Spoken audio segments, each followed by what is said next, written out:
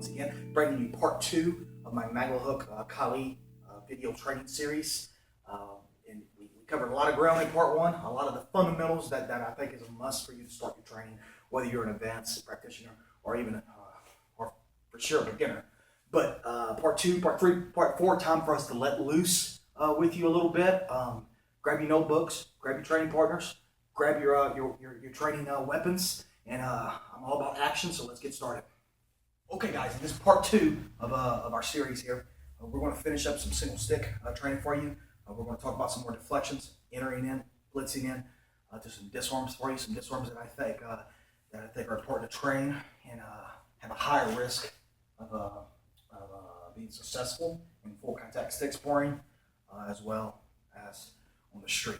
Okay, so and then from there we're going to bring you the double stick portion, and then we're going to end this video with probably my favorite area that I teach here at the academy, and that's the stick and dagger portion, or the Lissy Dagger we call it. So let's get started. Okay, starting here for you. We're still playing in middle range. Mr. J gives me number 1. See, we're still going to work on that inside deflection. We've already done this for you guys. Now, the first disarm you usually teach beginners is where you hit the body and then you wrap that snake, that snake around. Be sure to get the wrist to turn. A lot of common mistake is they wrap the stick and not the hand, and he just pulls away. Okay. Of course, this is here. See, this would go into the eye. See. And even when you disarm here, see that would hit the face, okay? And then you could come back with on stick. You've seen this one a million times, okay? Then you just disarm. I'll do it a few times. We're not going to linger on this one too much. A different angle. Form. And then you can come back with your arm, okay? Snake disarm, very prevalent in almost every Filipino martial arts system there is, okay? You still should practice it. It's very effective in full contact sparring. I'll go through some of these for you pretty quickly, so hang in there with me. And then once we get to the more, maybe something that you may not be so familiar with, I'll slow it down for you. So you should work on that snake through other entry points also, okay? So when we blitz with that roof block that we talked about, where I'm attack blocking, you see, the arm already starts to wrap. And when he steps back to get distance, step back a little more, see, he cannot because my foot hasn't tracked. See, this goes into the eye or to the throat area, or it just hits that spine, and then the disarm is just already there. Okay?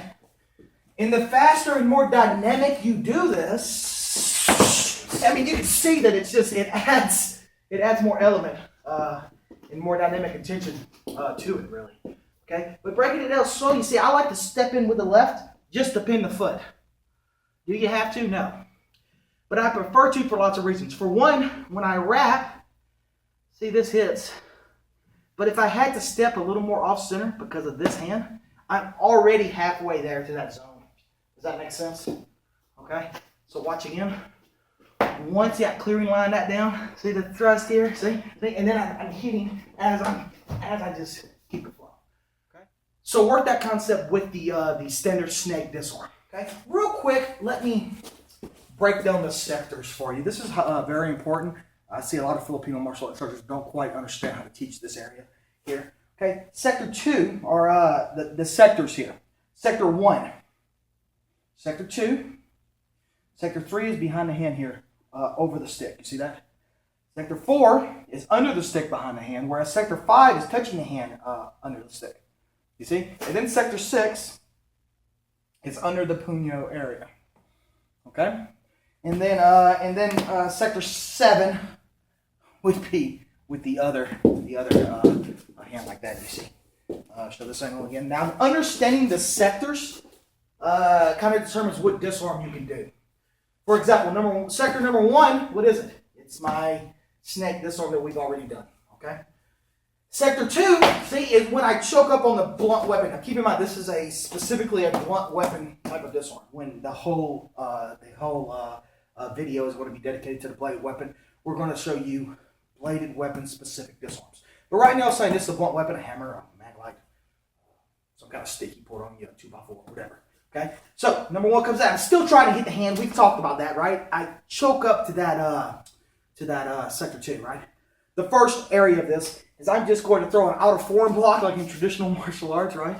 And as I do, I'm going to just go through with it and hit his head with this. I like to punch this one right back into his eye, and then you can follow back through with it from there. You see? So number one comes. I can hit, and remember we got all of these follow-ups. Sometimes it's best just to hold on and start hitting. Okay? But for the training through it, you see, I can hit with the outer forearm block. See? And if he looks back at me, that goes right to the eye again. Okay? Or I can go directly into the face of the eye from here, and it's almost like the outer forearm block in traditional martial arts, right? So it goes right back through it here, and then I follow back through it. Okay? So that's what we call a sector 2 basic strip, or a sector 2 strip. Again. Okay? So you got two variables there. One is with the outer forearm, and that hits on the way out. I like to punch it back in his eye. You can hit with it. Boom. See? And the second one would be to the thrust of the eye from here. See, that just rakes the face. You see? And then I hit. Okay? Give those a go. Okay, here's a variable for you. The number one comes in. You see, I'm still crashing that line, right? Now, I can do either one, the outer or the inner. Sometimes he's just really strong, and he's going to, let's get right there. He's going to hold on to it, right? So number one comes. See up here. See, I hit. Now I try to go, and he holds on to it. Now watch, from here, the elbow flares, and it just pushes it away. Very effective. You get it a lot in full contact stick sparring. You'll hold on to it, and you'll start hitting, and you'll try this, and he's just holding on to it, and it just, look at this. Say it one more time. Okay, so I want you to work that variable. I'll show you one more time. All right, give it a go. Okay, next one I want to show you. We're still going to talk about this sector 2 strip, which I think is very effective, guys. You'll get this a lot. You'll crash in on a guy, grab his stick, and start hitting him. So when it goes here, he may just punch you too, and that's okay. See how that kind of parries his punch over? You see? I'll show a different angle. One, two, three, punch comes in. See, that hits the head as it parries it over. Now, this would be the disarm from there, you see? And then that follows through. Now, the one I want you to work, you won't get this one as much, but it could happen, okay? But also, I think, once again, as I said, I'm trying to keep the art here with you also, as well as giving you some the combatives element of it. So I go here, see the punch comes in. See, that hits that angle. Now I can lock it from there. This is an old school Johnny LaCosta technique. Guro Dan and Osano still teaches it. I think it's awesome. I've never pulled it off in full contact sparring. I'm not going to lie to you, but I think you should still practice it. And I think that it enhances your coordination and tactile sensitivity. Okay, so I go here and I move it. See, that hits and that traps. See, that goes here. That's the kick to the groin area, and I can just go with the eyes. You could go with the knee, whatever. We'll get into more of that later on. Okay. Again, see, punch comes, see, now look, I hit, and I just kind of corkscrew the stick out of his hand, you see, and then we're about to go to double stick, and you'll learn more of that. Practice that variable. Okay, the next one I want you to do, guys, you can enter from that blitz still, you see, and look, when I enter with it, and I clear that line, I just hold that wrist, thumb and all, get out of the thought of thumb, no thumb, grab it like you love it, okay? Again, it works with the inside deflection also. You see that? Now, I just torque it down. See? Look at his body. It's very uncomfortable. Okay? And then the strip goes as I hit that angle, and then I hit the head. Okay? This is a very high success rate, very ballistic disarm. So I go here with it, see? And I strip that stick into the body. See? And then I would hit him from here. Core concept in my program, I don't do any disarms passively. Disarms are pathways to hits. Okay? What I mean by that is, if I'm here, as it strips the weapon from me, this hits the body. You see, and it's hitting. and I mean the hits are there. I never disarm like this. Because now what do you have? Well, you have that punch or knife in your face.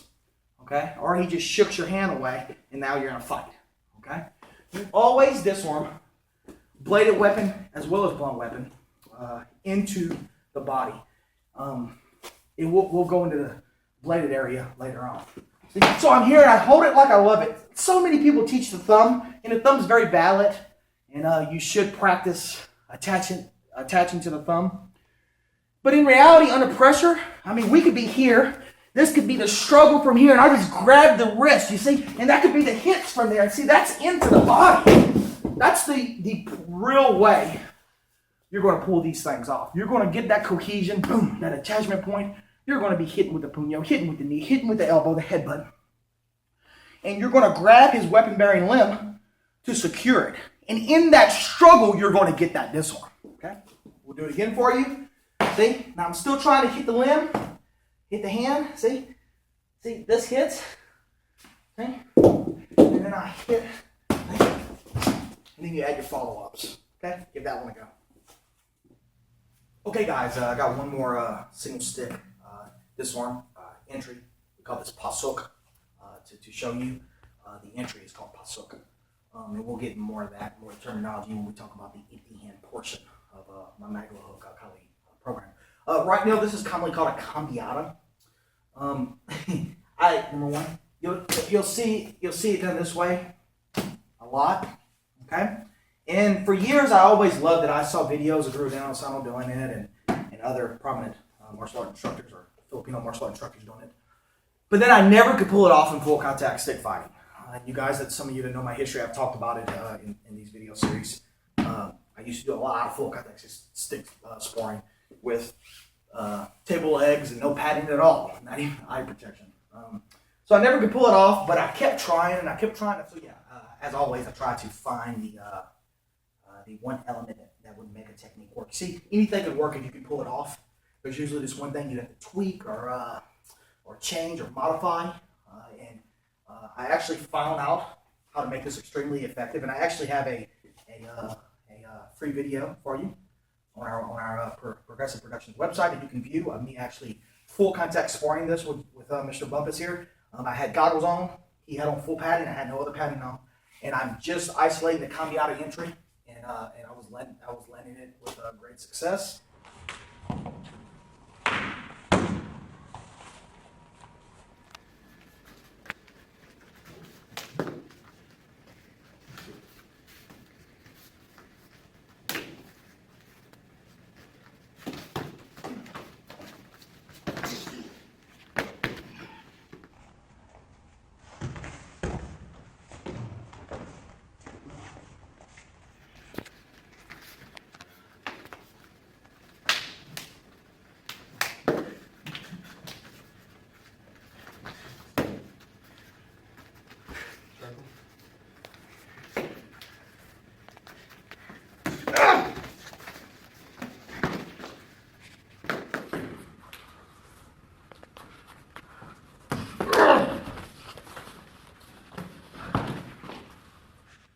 So yeah, as you can see from the preview here there, I showed you that it can be highly effective if you can find out the secret ingredient to make it work. And I found that out by a very unsuspected way. I actually found it out through practicing Jeet Kune Do training methods or Jeet Kune Do concepts, Bruce Lee's martial art. Okay, and I'm gonna explain to you how I came to that revelation. Okay, in Jeet Kune Do, we now I do have a Jeet Kune Do. A huge Jeet Kune Do project coming out for you guys. That's in the near future, so stay tuned for that. But in Jeet Kune Do, Bruce Lee used to talk about the hand moves before the foot, whereas most people step and punch. In Jeet Kune Do, the punch would move first before the strike. Well, I was thinking about that one night with my trapping. And if we do it in punching, why not in trapping? So many people, you'll see this from beginners, to do a pock sound, slap and hit. They'll cock this thing back and punch. And they lose that economy of motion. Or they'll slap it first, then punch. Well, it came to me that in Jeet Kune Do, the goal is to hit, not to trap. So if the hand moves first, you see the hand should already be in motion. In fact, if Mr. J moves his arm, it's going to go. So that's what makes good Jikuno people, good trappers, good Kali men seem faster than they are. It's because they understand economy of motion. You see, if the hand's already moving, that's already in. And that makes me look faster than I really am. Because the hand is already trying. It's like a coiled rubber band that breaks, right? So I was thinking about that. And then the cambiata, the revelation of the cambiata, made sense to me. Okay, so you see, we don't just do it passively. See, do a hard one. Do a hard one. Yeah. So if my head's here and I'm trying to do, you'll never land that thing in a million years. But the key is that I'm trying to blitz through that angle one. So I'm going to do it slow at first because you got to be careful with this. I'm going to do it with the real stick at first, and then I'm going to show you the pad stick. Okay. So the number one comes. See, this pushes through, and already it's a hit without even turning it over. But when it does, you see, it's already in. Okay, and then I can add my follow-up shots. Okay, now you got to be careful with this one because when you learn it right, when you learn it properly, it's very hard to control it. So I make him put his hand right here. See? So if he's going to give me a good one, see, it's already in. I didn't even need this other hand. You see, and that would be the shot, and I can just follow through if I wanted to. So when you work the cambiata, do a press. You can use the other hand, but press, don't hit. That's the key, guys. Watch, slow motion, watch. A different angle.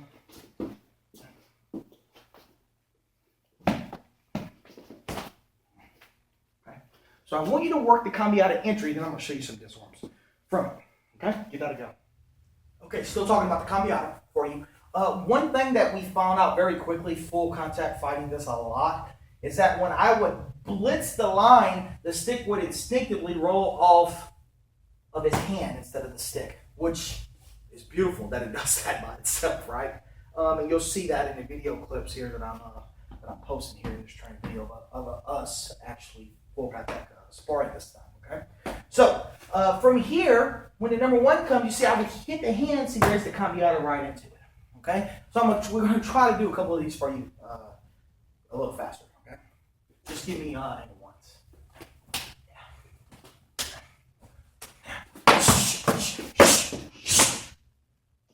Time, different angle. Faster.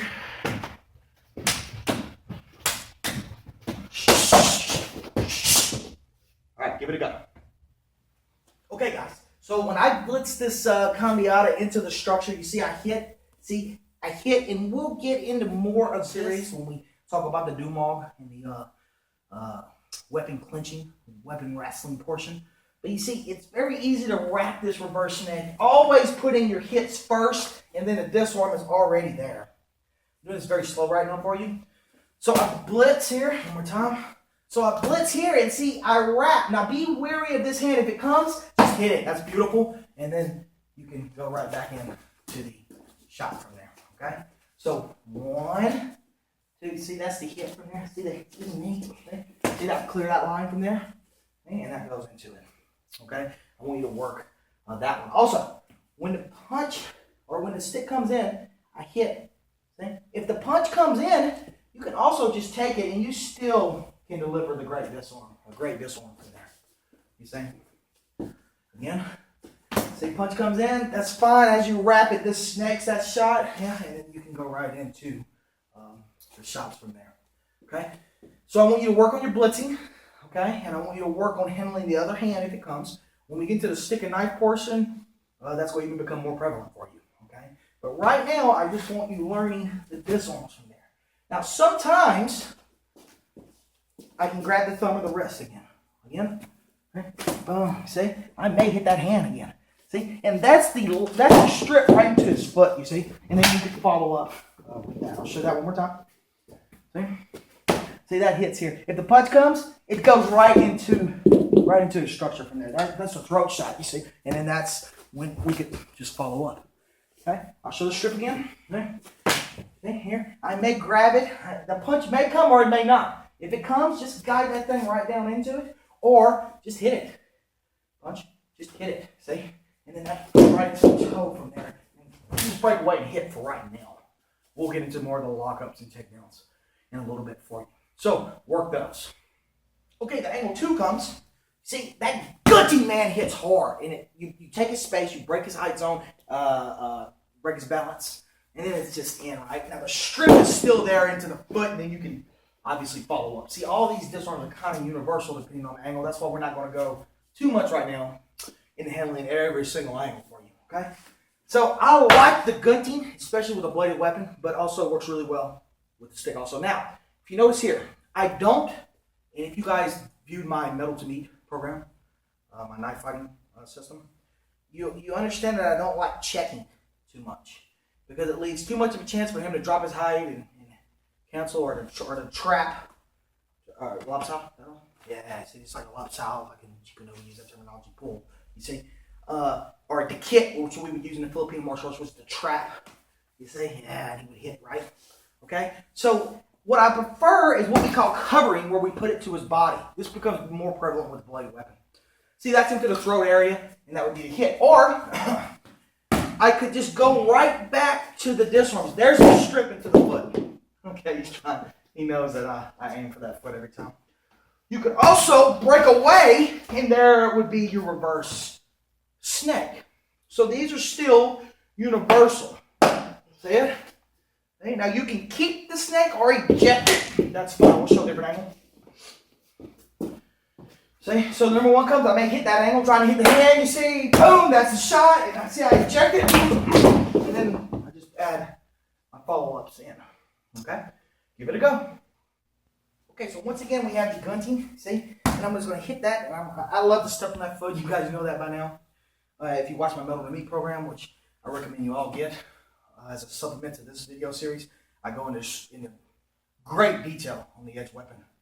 And I make it really, my goal is to make it really realistic for you, really practical for you. And at the same time, it's really, it's a beautiful ending to it, I think, because it really adds art to the educated violence, so to speak. Okay, so I still do that gunting. See, that's the thrust. I enjoy the thrust. You can also, when we get into the grappling portion or the debunk portion, we're going to use that a lot, right? But from here, as I said, we can strip it. Okay. Sometimes when I bring it up, I like to. Can you cover your head? I like to strip it into his face. See, because it's just something else. It's not going to stop a guy, but it's something else restricting his line of vision. It allows me to get my power hits off. I want you to work that one now. Okay. Again. See? Look. See that? You remember the tick? See? Now look at the strip this way now. See? See how that goes right into it? See? And then my shot. We'll show this angle again. I think that's the best angle for it. I'm trying to do it very slow. See? 1. See? I like to bring it. See, that's the hit from there. And then that, if I do it fast, you won't catch it like you did. But I'm trying to do it very slow. See that? And that's the shot from there. Okay? So, in review of this series here, we have the, see, always hit. Always hit first. Always hit first, right? We have the reverse snag, right? We also have the strip of the foot, right? Power strip, or the quickie jack we call it, right? I can strip it into his face, cover. Yeah, see? And then I can see it. I can also, see, a lot of people teach us to bring it here too much time. When I bring it here, he's going to punch me. So always cloud that with as you can see, always cloud it with hits.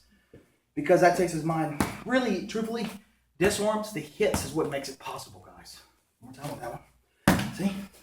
I go right here with it, see? That goes right to the face, and then I can follow up. That's the series I want you to work next. Give it a go. Okay, now I have to talk about the rear hand a little bit. As I said, when we get into the sticky dagger portion, or the Alissi Dagger, we call it, this hand is you're gonna have to, it's gonna get very intricate for you. But right now, let's talk about it just if we enter here. So let's say I enter with any one of the techniques or strategies that we talked about. Let's do angle 2 here just for the sake of it. See, I may thrust that to the throat. See, if I'm lucky, I'm gonna get that hit. But the punch may come. A couple options for you. First option is to headbutt his fist. Oh, I know people may not understand that or may go, oh, that may hurt. Let me tell you something.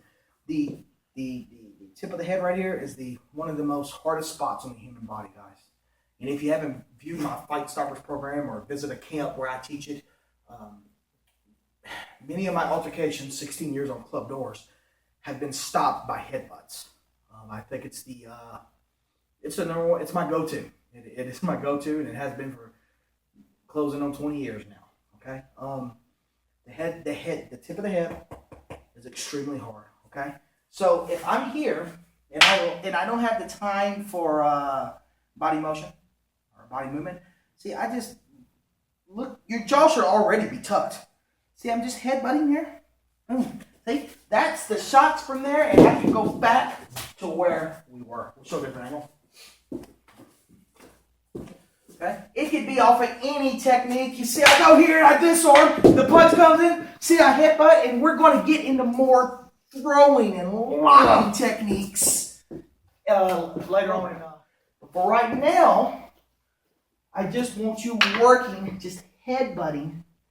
Just tuck your jaw, so you hit and you grab, you connect. See that? Can you thumb to the eye, and you can just add follow-up shots. That's one option.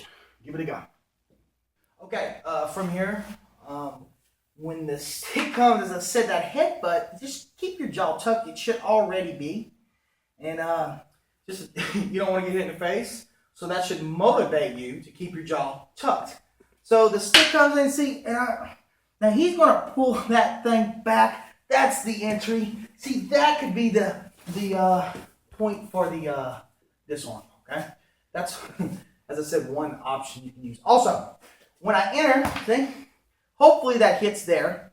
That punch may come. I want you to use the bottom portion of your weapon. See, to scoop it down. See, this could go into the throat. See, that would be the hit from here, and that would be the same disarms. I've been using any disarm. I'm using the reverse snake. Just for the sake of simplicity here, okay? The number one comes. See, I may hit here. Now, ideally, you want to zone if you can.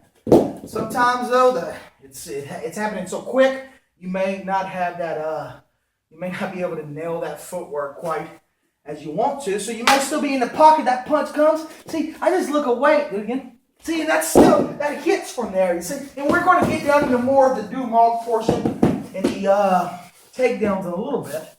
Okay? Same angle. Okay, so I go here, I disarm, see the punch comes in, see I just scoop this and I'm trying to hit. You see, this could go into the throat or that could go into the throat. You see? And when we get into the locks, into the chokes, I'll show you all of that. So you have two options. You have the headbutt, which I just love, guys. I mean, you just can stay back. When he hits that head, he's not going to stop you. You just put in the hits. Or, see, that hits out. You have the scooping. And once again, you don't have to go into that close quarters. You can just add your shots. Give those a go. Okay, guys. Hope you're enjoying it so far. Please, take your time getting through this curriculum. We're just in part 2 now. And as you can see, it's already kind of taken off in major directions here. So the next thing I want to show you before we get into the double stick portion, you know that I teach the acronym TRIP. Learn a technique, put that technique through lots of repetition, because repetition breeds habit, and habit is the mother of skill. Then you isolate that technique, and then you progressively introduce chaos. Okay, at a fundamental level, progressively introduced chaos is in the midst of a coordination drill, as we've already talked about. Okay, so we've already talked about the long range. Let's say 3 corners. Okay, we have that. Now, when I crash into that middle range, okay, what I want you to do is what we call, it's a drill called sombrado, or you hear contra. Sombrado, it means counter for counter flow. The word sombrado doesn't actually mean that. The word sombrado translates into like covering, but we translate it into counter for counter flow. I'm going to break sombrado down for you very quickly, but please, if you don't know it, stay on it. Okay, I mean, just stop this video, go back, and keep practicing it and looking at what we do until you learn it. Okay, so let's show a different angle. The number 1 comes in. This is what we call fight kill sombrado. I do an inside deflection. Now, my goal is to hit his rib cage. He's going to do what we call a drop stick deflection. Now, if you remember, what signifies middle range? The touching of the hand. You see, if I do he does an inside deflection, see, he touches. He hits my body. See, I touch that. I control that shot. Okay? Now, sobrata is one of the drills that we believe in.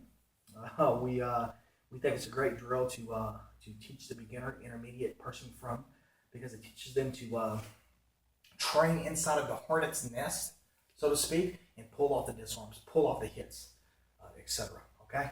So I think you should practice sobrata. The goal, of course, is to free flow this thing. But right now, let's have a structured curriculum for you. Inside deflection, drop stick deflection. Now, you see how you step back to that false lead, or that lateral triangle, right? Now, his job is thrust, and I low wing. We've already worked on these. You see, that's the shot from there. He shields. We've already worked on these. He gives me the shot to the head. I roof it. That's the first 5 on one side. Okay, different angle. One more time. I'll show you. See, inside deflection. See, drop stick. Now, the goal with the drop stick, if he was to, the stick would come in. He could hit the hand. See it? Or he could even palm up, stop it, and hit the hand. Boom. You can imagine that. And with a bladed weapon, it's even more compact, right? But for training, he gives way, he thrusts. See, and every time I'm trying, there you go. I'm trying to insert, every time I have to block, I'm inserting the hand. Every time he blocks, he's inserting the limb. He can take a knee, that's fine. All right, good. So, let's break this down for you once again. A little slow. Like I said, I'm going to go through it fast, but you have all the time and luxury to pull this thing back and watch it over and over again. So just keep up with us. The number 1 comes in, I inside deflect. Remember to touch every time you have to deflect or block in middle range. I try to hit that rib cage. He drop sticks and he hollows his body out by doing the false lead. You see that? Or the lateral triangle. The thrust comes in, I low wing. We've already worked on these. Now I'm going to try to flip. My shot is here. See, my shot is there. My shot is there. That would be my, it would never go that long. But the drill, that's one thing beautiful about the Filipino martial arts, is the fact that it teaches you to flow. Other arts are so static. So much muscle, so much this tightness.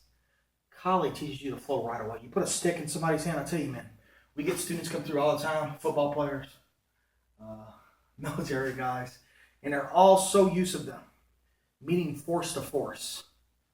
And then you put 2 padded sticks in their hands and they start sparring, and the guy who's looser and more relaxed just kills him.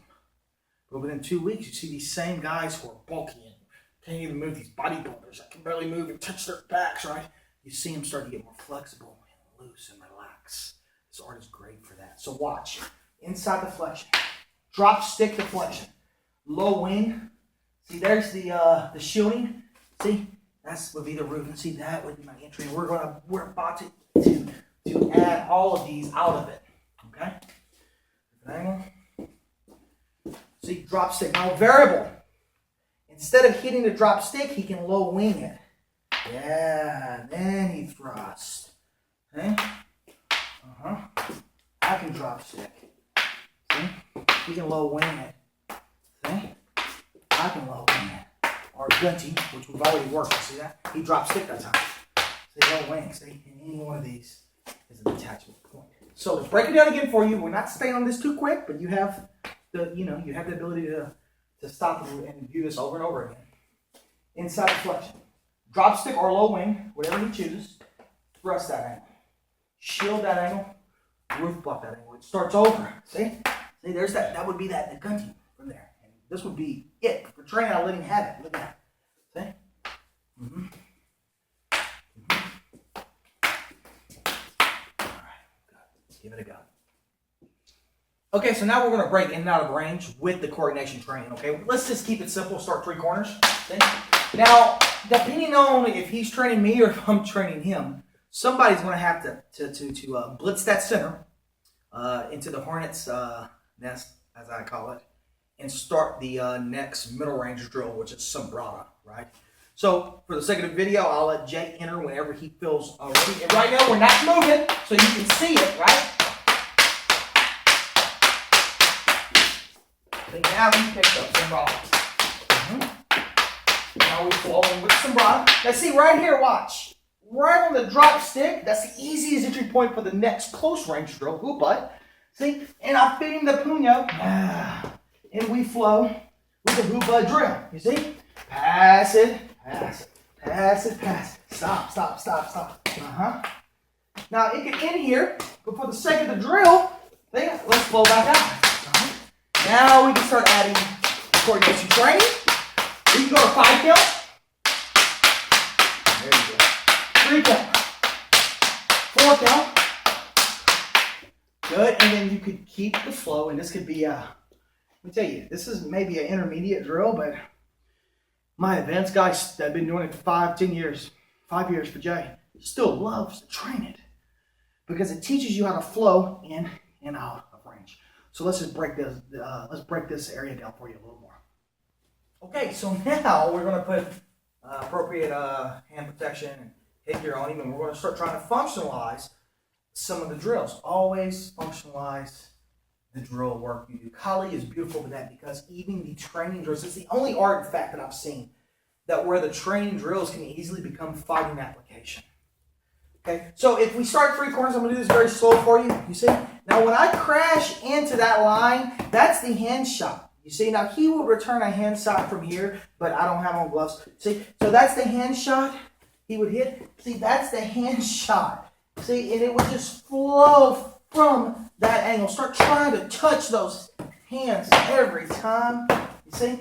And then we crash into that hoop butt range, and you've already done this. But see, that could be, keep it going, keep it going, keep it going. That could be the shot. Oh, that's the shot. See, you could get very, oh, that's the body shot. There's the head shot. You see, as he passes it, there's the thrust. There's the abanico. See, he passes it. Yeah, there you go. So you stop, abanico. See, pass it. Then you can add any of the disarms we've already done. So you got to try to functionalize it. We let you see this very briefly, but I think you get the concept. Okay, guys, we're taking you into our double stick portion. We call this double Olyssi. And we're going to go into some of the drills. Probably some of the basic ones that you've seen many times. I'm going to show you some of the drills that we drill the beginner and intermediate student. But then more importantly, with the double stick, I'm going to actually show you some application today. A lot of people in the Filipino martial arts community tend to kind of skim over the application, and they want to look all flashy, and they want to look, practice all those drills constantly. But when it comes to double stick sparring, those drills tend to go out the window really quick. The great thing about double stick is that it's an intro to your stick and dagger phase, which we're going to show you in this series also, which is probably my favorite phase of the curriculum that I teach here in my academy and at seminars and camps. So this teaches you to use each hand independently, which again so many people kind of gloss over. They want to have the pretty patterns, which is called sinawali. You'll hear that term a lot, but then they kind of gloss over the application part of it. So hopefully we'll bring that in this segment. As you've probably seen some of these sinawali patterns. The first one is the heaven 6, where we pull through. See, we pull through, retract the weapon, pull through, retracting the weapon, pull through, retract. Okay, and you put it in a drill. And you can circle me. He can take a knee. He can track me so that I can't flank him. You see how he takes that knee? We talked about that in part 1. You see, he keeps that back. That becomes a steering wheel, and he's keeping me in front of the weapon. And I'm trying to get him to the back of him, okay? So that's the first one that I want you to do. Second one is heaven 6. So it looks like this. See, we pull through on the low line. We retract on the high. See, pull through, retract the weapon. Pull through, retract the weapon. 1, 2, 3, 4, 5, 6. The heaven and earth 6. You see? Circle me. Take a knee once again, and that's the second one I want you to work on. As I said, I'm going through these fast. You probably have seen these a million times. If you're new to the Filipino martial arts, you can stop this, slow it down, go through the pattern. You'll have a good flow within a week of training. Okay? So give those 2 a shot. Okay. Okay, the next one's what we call umbrella 8 count. I'll show you how this works. You see, we pull through. See, but we encircle the head. See, that's the 2 shot we pull through. Then we hit, retract the weapon. You see, pull through, encircle the head with the umbrella, and retract the weapon. See? Okay, looks like this. See, slowly.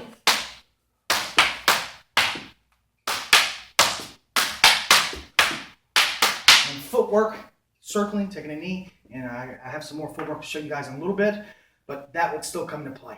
Okay, and then the last one of this series is what we call umbrella 6 count, and it looks like this. You see, we pull through, but as we encircle the head, the bottom stick goes ahead, go ahead and hit with it, and then pull through.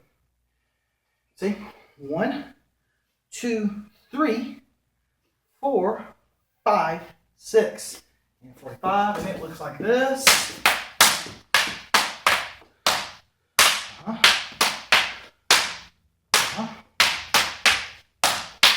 Okay, I want you to work those. Okay, so I'm going to review these first 4 for you, and then we're going to kind of move on a little bit for you. The first one is what we call, it's kind of what we call Heaven 6 pattern, because all of the 6 hits on both sides, 3 on one side, 3 on the other, they point to the skies or to the heavens, right? So 1, 2, 3, 4, 5, 6. 1, 2, 3, 4, 5, 6. This is the first one. The second one I showed you, see heaven and earth, because one shot's high, one shot points to the earth, and then back to high, you see? So it goes 1, 2, 3, 4, 5, 6. 1, 2, 3, 4, 5, 6. Okay? And the third one is what we call umbrella 8 count. Slowly. See, I pull through. See? I hit. See? 1, 2, 3, 4, 5, 6, 7, 8. 1, 2, 3, 4, 5, 6, 7, 8. Okay? And then the last one I showed you was the umbrella 6 count. It looks like this. You see? 1, 2, 3, 4, 5, 6. 1, 2, 3, 4, 5, 6. 1, 2, 3, 4, 5, 6. 1, 2, 3, 4, 5, 6. Give them a go. Okay, once you learn the weaving patterns or the Sinawali patterns that every single Filipino martial art instructor teaches, you also have to learn to start working the sticks independently, because when the fight happens, it's funny, you know, so many people train here, see, and they work these patterns and they work these patterns, but sometimes having double weapons in your hands, if you don't train it, if you don't spar a lot, it will actually overload your mind a little bit. And your mind will be like, what hand do I use? What do I do with this one? Okay? So it's funny how people always convert back to just, you know, blocking and hitting, you see, or independent hitting or independent blocking with sticks. So we have to understand that. We have to understand the drill and the reel. And we have to put those together in the equation of your attribute building portion of your training, right? So we're going to take some of the single stick long range drills, like 3 corners, for example. See, we go 1, 2, 3, 1, 2, 3, 1, 2, 3, 1, 2, 3, pull under. Okay, so watch again. We're going to do it 2 cycles. 1, 2, 3, 1, 2, 3, 1, 2, 3, 1, 2, 3.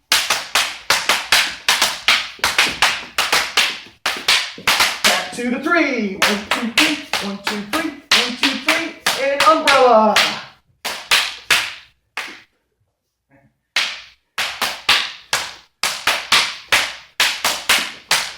And 3. 1, 2, 3, 1, 2, 3, 1, 2, 3, 1, 2, heaven and earth. You get my point? Okay? So I want you to work what we call pattern interruption. Okay? And you work your drills. It could be anything. It could be 4 count. It could be all of them. Okay? It should be. And then interrupt that pattern with another pattern, and then vice versa. Give that concept a go. Okay, we're still kind of breezing through some of the just coordination building attributes. Now you're learning to educate both sides, okay?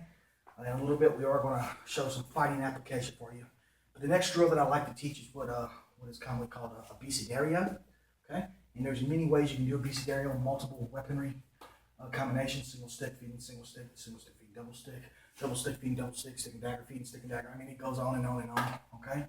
But the one we're going to do right now first is what we call single stick feeding double stick. And I'm going to show you how we start this to do on a fundamental level.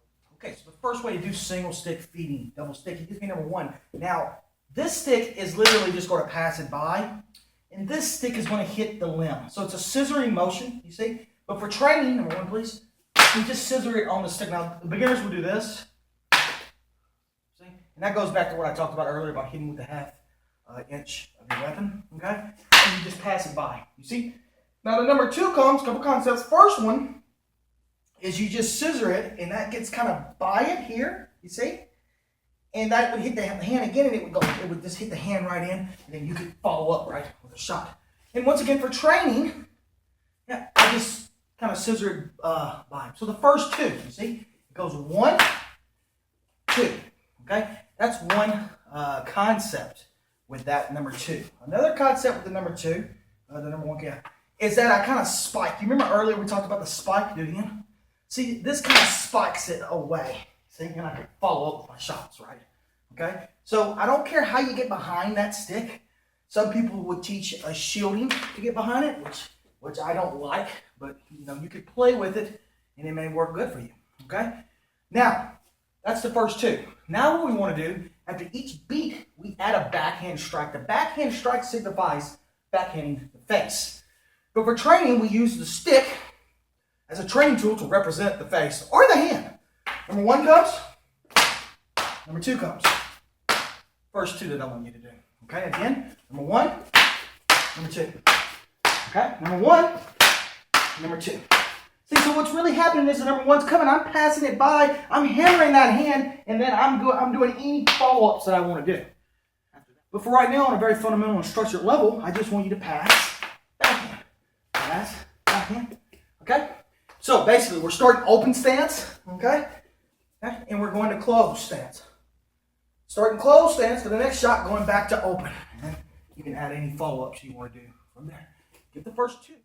Okay, guys. Hope you practice those last 2. You see, from here we're going to pass it by, backhand. See? Pass it by, see? Backhand. Number 3 comes. Now, a couple concepts. On a fundamental level, guys, don't move. Just hit that thing. You see how the stick, especially if that was a hand shot, okay? I see people trying to teach low wings and all these other crazy deflections. Keep it super simple. So number 1, number 2, number 3, just hit it. You see, that's what hit the arm as it passed by connect. See, this possibly could hit the thumb or the hand. See, and I could clip everything if I wanted to. Okay, but for training, number 3 again. See? And then hit. And number 4 comes. Now, a couple concepts here. You can low wing it like we just talked about. Okay? But once again, number 3, please. Once again, I just like to get kind of behind. See, this hammer's doing it. Drop stick deflection like we did earlier. And see, this would hit the arm. And then I could follow back up with whatever I wanted to do, right? But for training, watch. 1, 2, 3, 4. The thrust comes. Just pass it by and hit that angle. Okay, different angle. Okay, this is a bestiario phase 1 is what we call it, okay? So, 1 single stick, feeding, double stick. See, that's how I hit the arm. If you got padded sticks, that works really well. And you can just follow up from there. Okay, so give all 5 a go. I got more for you. Okay, guys, I hope you're working this phase 1 at bestiario so far. One thing I want to bring out, this is teaching us lateral footwork. Almost side to side. It's teaching us to get behind. You see, I mean, the goal is to always flank the opponent. When you're talking about weaponry, heck, when you're talking about empty hands even, the goal is to flank the opponent. So this is really teaching us to zone to that 0 pressure that I always talk about and really get to his back where you can put in hits if you're empty hand, which we'll show you later, where you can put in hits and chokes and takedowns, etc. Right? So one more time with this phase 1, see?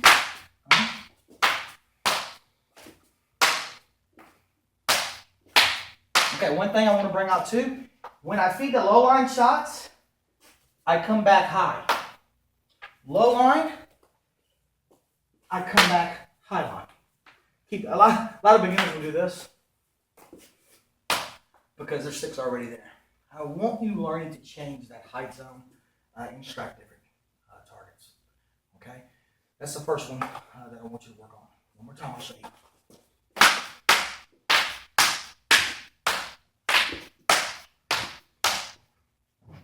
Okay. Now, second one is double stick feeding double stick. Now, he has an angle 1 on this side, and since the angle 2 is there, he'll come with the angle 2. Angle 3, other side picks up the 4, then 5, and 5 is still a 5. Okay?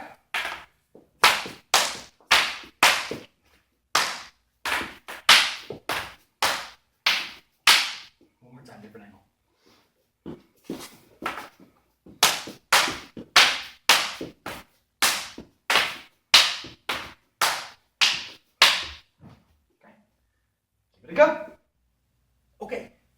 phase 2 of this scenario is what we call basically one block, 2 hits, whereas phase 1 is one block, 1 hit. We're saying blocking for lack of a better name. It's never really blocking. When you have a weapon, why would you want to? The number 1 would come, I would blast that hand, and I would follow up with any shot I wanted to do, correct? But for training, we're still kind of building that coordination level in the student, and we're still kind of making their training experience enjoyable at first. And the second, I want to just give you a bunch of application. But for right now, I think this is very important, okay? So the number 1 comes, see, phase 2, 1 block, 2 hits. Block, right? So I hit, see? Now, on a beginner level, I make them hit twice. See? 1, 2. Phase 2 comes. Yeah, there you go. 2.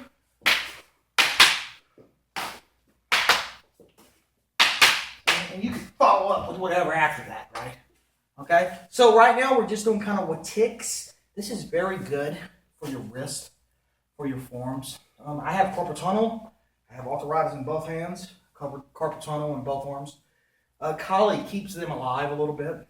I messed up a lot in my younger days of training, punched a lot of stuff, a lot of wood to try to show off, and I'm paying for it now as my instructors told me I would. But Kali really keeps that, and I think practicing just the ticking motion is very good for your body, but also for your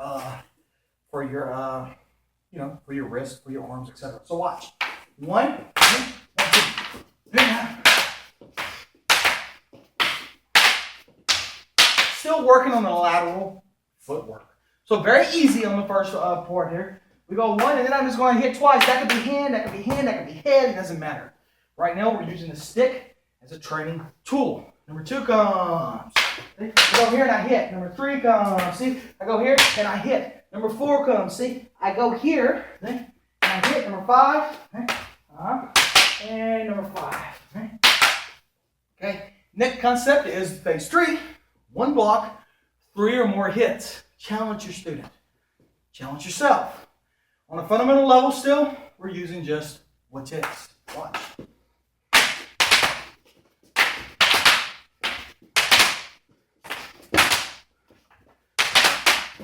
Okay? So you kind of get the concept. It's just with ticking motion. Number 1. We'll do it slow. See? 1, 2, 3. See? You can do any one you want to do from there. See? 1, 2, 3. Anyone you want to do from there. See? 2, 3. Anyone you want to do from there. See? 1, 2, 3. And we come back here. 1, 2, 3. Okay? Give those a go. Okay. Now you're going to kind of free flow it. Once you get the student, or you do it in your own training, the ticking motions that are prearranged, just free flow the angles. So we have phase 1, 1 block, 1 hit. Phase 2, 1 block, 2 hits. Phase 3, 1 block, 3 or more. I'm going to just kind of free flow it for you, and you'll see kind of what I'm talking about.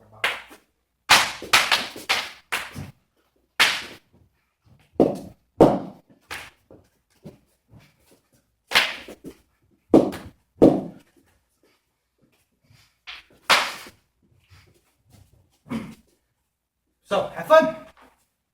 Okay, speaking of the what tick angles to work on your forearms, to work on your wrist, I'm going to show you the drill that is, it's pretty unique to me, I think, because I haven't seen somebody else ever teach it, even a variable close to it. But we like it here, and it's funny when you see beginner students, they don't have the wrist mobility yet, and the wrist flexibility yet, so it looks very awkward, but I think it's a cool drill to work on. So watch. A good way to start it, he does have a 6 pattern, and you just hold the stick, okay? Yeah, and then what you want to do is start meeting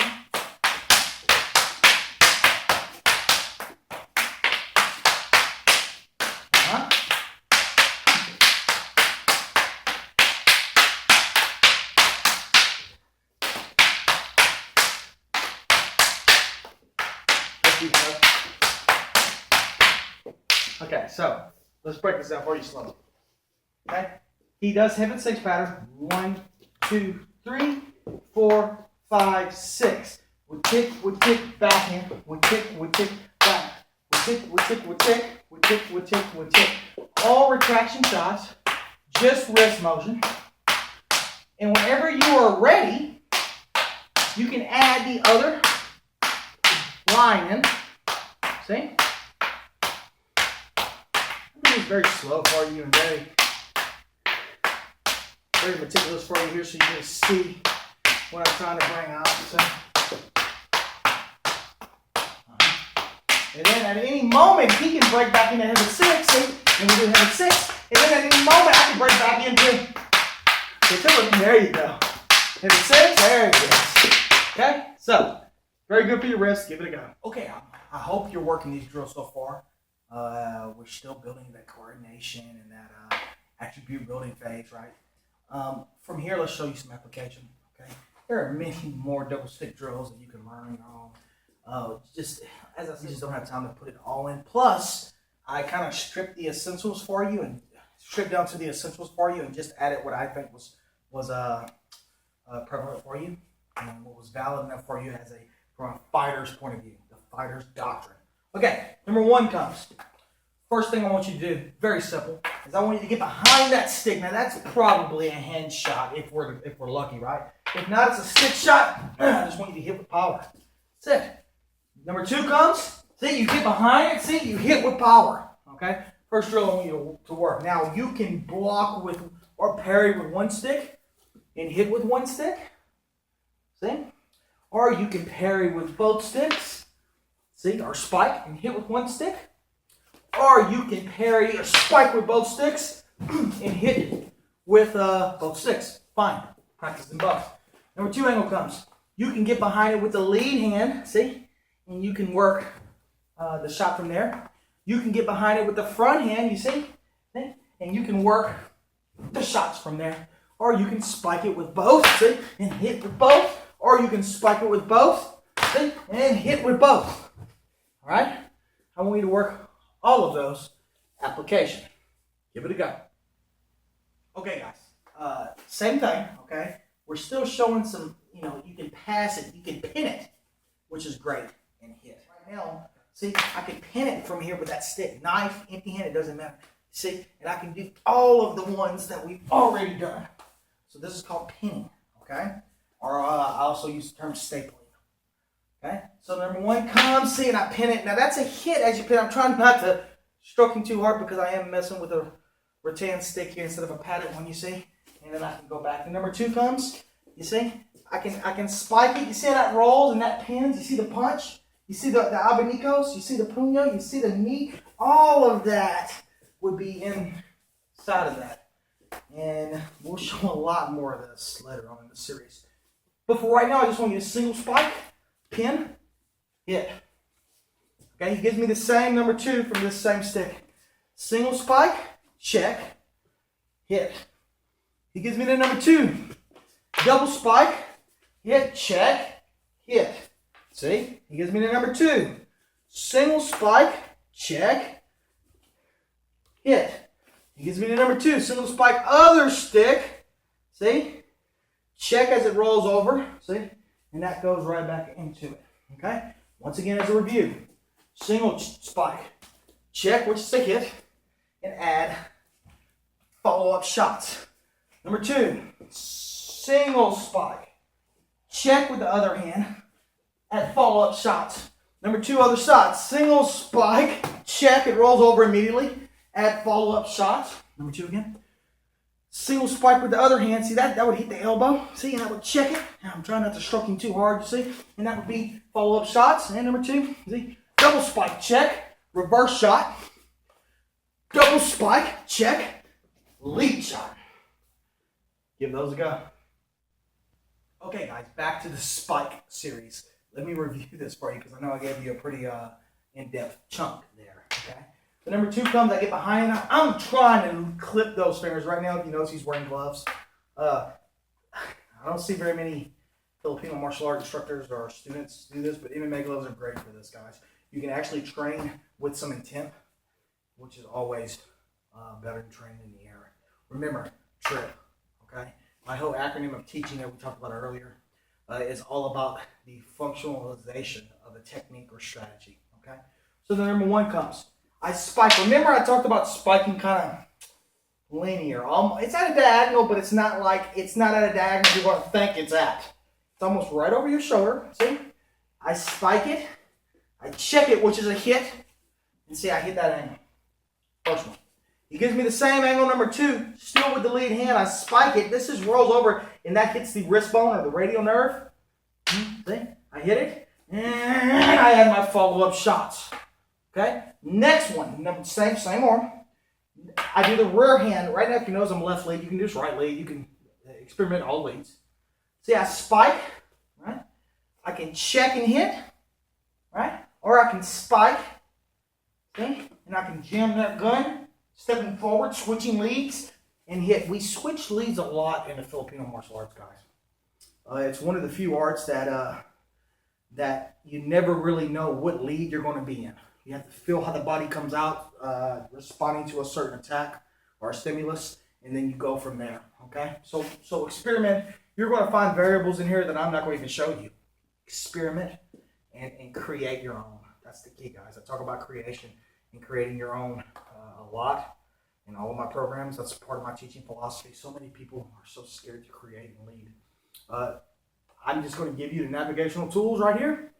You decide where to take them and what mountains to explore, okay? So, still that rear hand spike. Now come back, number 1. I'm trying to clip that wrist or that hand, you see, and that would be the follow-up. Next variable, double spike, see, lead check and hit. Double spike, rear check, and hit, okay? Double spike, double hit, okay? Rear hand, same concept. Lead spike, come back again, please. I'm trying to clip that. Come back again, please. I'm trying to clip the hand. See, check it and hit. Then you have, if it's lead with left leg, you have rear. See, check it, hit. And then you have lead other side. Check with the lead and hit, right?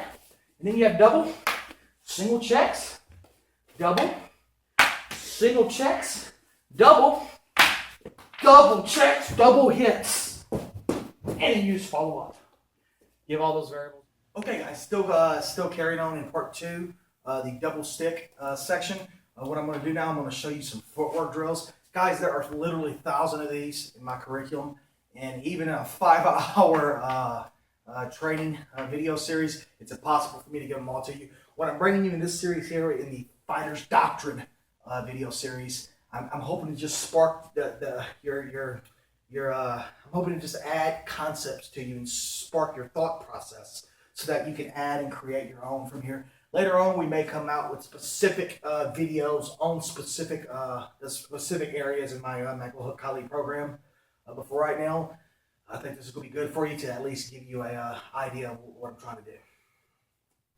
Okay, this first one, we're going to start same leads, open stance. I'm going to step 1, 2, 1, 2, very basic. 1, 2, and he pushes me and I retreat. 1, 2, 1, 2, 1, 2, 1, 2. So watch it. If Mr. J steps over here, I step, shuffle, step, shuffle, step, shuffle. Okay? Then going back, step, shuffle, step, shuffle, step, shuffle. That's the first one. Watch again. Okay? And back. Okay? First one I want you to do. Okay, now the same basic footwork. We're not going to stay on these very long. I'm just showing you some ideas. Is we're going to add these, just the heaven 6 basic flow with it. So it looks something like this.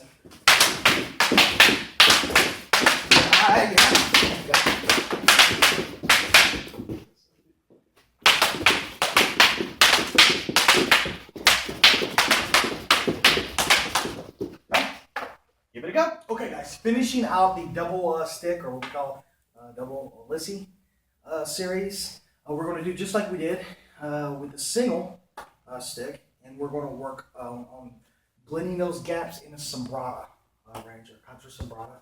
Okay, we could start with any prefix over here for the sake of just the teaching principle. Let's just do 3/4. You see, and then we switch here. And you can do as many of these as you want to do. See, and then at any moment he can come in, and we can blitz that line into the sombrata range. And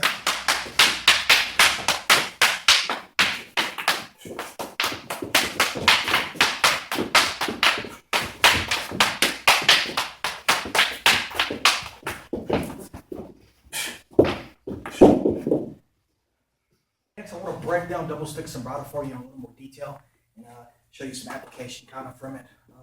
If you notice, I like using gloves, usually padded sticks also, so we can hit the arms, so we can hit the hands, because that's the whole purpose. Every time you hear the click of a stick, that's a hand being hit or cut. Okay, so the number one comes in. You see, on the stick, we target on the stick with it. Okay, some applications with that. Always, we're trying to clip the hand, right? Okay, that could be a double hand clip, or we could just deflect with the stick, you see, and there's the hand shot from there, and then you add follow-ups, obviously. Okay, so one. Okay, it could be this. It could be the last shot. Now I feed that back to him. He's trying to hit my hand from here. The number two comes in. I can parry it and clip that thumb or that wrist bone. You see, sometimes do him. That may be all the way to the CPU itself, and then you just add the follow-ups from there. Show some different angles here. Okay, so one, see, that would be the hand shot. That's your drop stick deflection or your low wing. See, that could be the clip. See, or I could go completely if I wanted to. Okay, I feed him the next shot. He's trying to parry that hand. He feeds me the number one. Now, I'm trying to clip this thing immediately. Okay, or if I have to block, that's fine. But since we're working with two equal length weapons, the block is always a simultaneous hit, and his fingers are exposed, but you can see, and you saw his face just now. I mean, it sucks, right? Okay, and then it starts over. See, and that would be the shot from there. See, this would be in, that would be in, that would be the disarm. And there's a lot more things we can do from there. Each one of these in sombrado, whether it be single stick, double stick, stick and dagger, single dagger, double dagger, whichever weapon combinations you choose, each number is a reference point for you to add hits, for you to add disarms, for you to add takedowns that we'll do later on, chokes, locks, etc. Okay? Keep that in mind. So, 1, 2, 3. You see, this could be in. See? 4. See? That's passing it by. See? And that would, see? And later on, we're going to zone more with this, right? Okay, but for right now, I'm just giving it to him. See, this hammers down on the radial. See? There it is. That's it. And then it starts over. Okay? So, it's good to put some protective gear on your guys. See? It's good to so you can add some realism to it. This isn't even a proper protective gear that we're using tonight. Usually if I use MMA gloves, it's always with padded sticks. But I just kind of want you to give you a glimpse. You can be creative. These are shin pads and MMA gloves. Shin pads and boxing gear. Shin pads and bag gloves. Okay? Lots of different equipment out there. Okay? If you look around, you even see some that's specifically for this. But I like to be able to use something on hand that every martial artist has. When I do seminars, not everybody has correct Filipino martial art gear. They have MMA gear, boxing gear. So we utilize the tools that we have. 1, 2, 3. See that? We'll clip that thumb. See? 4. See? That's hammering here. See? Or the arm. See? Or maybe even if I get really, really close. See, that would go directly to the throat area. See? Good. So just a little breakdown for you. I want you to work that. One more time, we'll break down the angles again. See, inside deflection. See, there's his drop stick deflection. Okay? See, there's my low wing. See, there's my shield. See, there's my parry with the umbrella or the roof block. See, and then this thing starts all over again. See? All right? So, give it a go. Okay, I'm going to show you some more application. I'm bringing out these old padded sticks of mine because I'm going to start targeting on his limbs a little bit. These have been with me since 1998 when Action Flux first started. I was actually one of his first clients back then. He would custom make puños on the bottom for me. So these have seen a lot of blood, sweat, and tears over the years.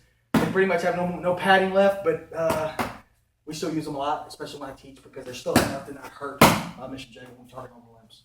Okay, some more application of double stick. Double stick is very important. It leads you into your stick and dagger. It's important because it teaches you how to use both limbs independently. Like I said before, most people just think of double stick being your nice little flow patterns. But when the fight actually starts to happen, you find out those don't work as well as you thought. You find that out very quickly. other than to finish up shots. After you've done the damage, you close. Sometimes the patterns work really well, but everybody always starts like this or something. It's kind of baloney. Okay, so I'm hopefully to show you a few application drills in this. Number one, being able to use this stuff independently. We've already talked about the spikes. Okay, it gives me number one. You see, I can spike it. Again, I can spike it behind. You see, and then I hit the head with it. Okay, the number one comes again. I can hit it behind. You see, and then I hit the head. Okay, adding power to your strikes. Okay, the number one comes. I want you to move that angle when you do it, and then you hit the head. Okay, very basic right now. Okay, this is the fighter's doctrine. I'm showing you stuff that has a very, very high chance of success. Okay. Okay, so I'm zoning away from that weapon. Okay. Now, also very basic and very instinctual. The number one comes. See, I ride that arm up. You see, and then I hammer it down. A lot of people always practice stick to stick. Okay. I'm trying to get underneath it if I can. If I have to block, hit me, number one. If I have to block, beautiful, I will. Okay? But if I can bridge that gap and get underneath that shot, that's what I'll do. Okay? So something else for you to work on. When we talk about the cambiata in more detail, we full contact sparred that a lot. And when I was blowing through that target, I would mostly hit the hand. And as I said, it's a good thing that worked automatically. It just came out that way. He'll tell you 90%, if not higher, it was a hand shot coming in. Okay? The reason why is because of the forward pressure. So give me a good one. A little. So when he does that again, you see, if you stay back here, sure, you're going to have again. But when you bridge that gap, it kind of that forward pressure. Hopefully, you can get under that hand and really impede that progression there. So another concept from here. Okay, when I zone, whether I'm passing it, whether I'm spiking to pass, right? Whether I am roofing to pass, okay? When I zone, this one can roll.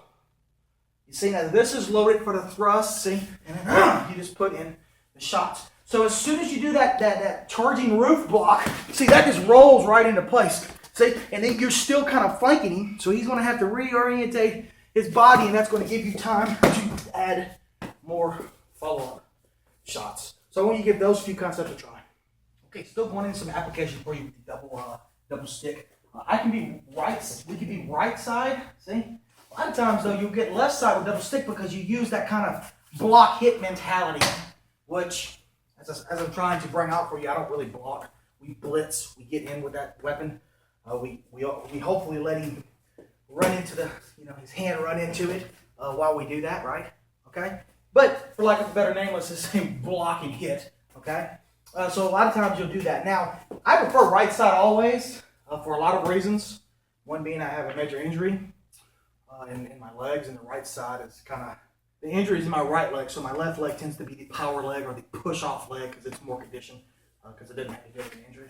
So one way to do it is just go back to your single stick training, which you should be all the time. Let's say he goes this a power number one. See, and then that's my blitz and my hit. I just hit the hand, and then I blitz to come in, and I start putting in. You can start putting in your shots. Okay. Remember, it gives me the number one still. See, I can hit. See, and now I blitz and step that to that rear line or that triangle line, zoning the zero pressure line. Okay. So I can hit it and get it, right? Okay. Or I can spike it. See, and get it, right? One concept for you. Also, you can meet the force with it. So number one comes, see, I still meet. Now I can follow up with any shot you want to do and then get back in. Okay? So if I hit that line, that other stick line instinctively comes, you see, that may be my blitz line from there, and I can add follow-up shots. So I go number one, I hit it. Now I'm already starting to zone. Now he either is going to swing it, keeping right side forward, or he's going to do a little replacement step. Either way, see, I should be able to pick it off because of my superior position. Right? So slowly with this kind of series here for you, I can get behind it, and then I'm already in with it. See, I can pin, I can hit. When we get into the stick boxing portion, well, we'll really go over this pinning this front hand, okay? I can spike behind it, see?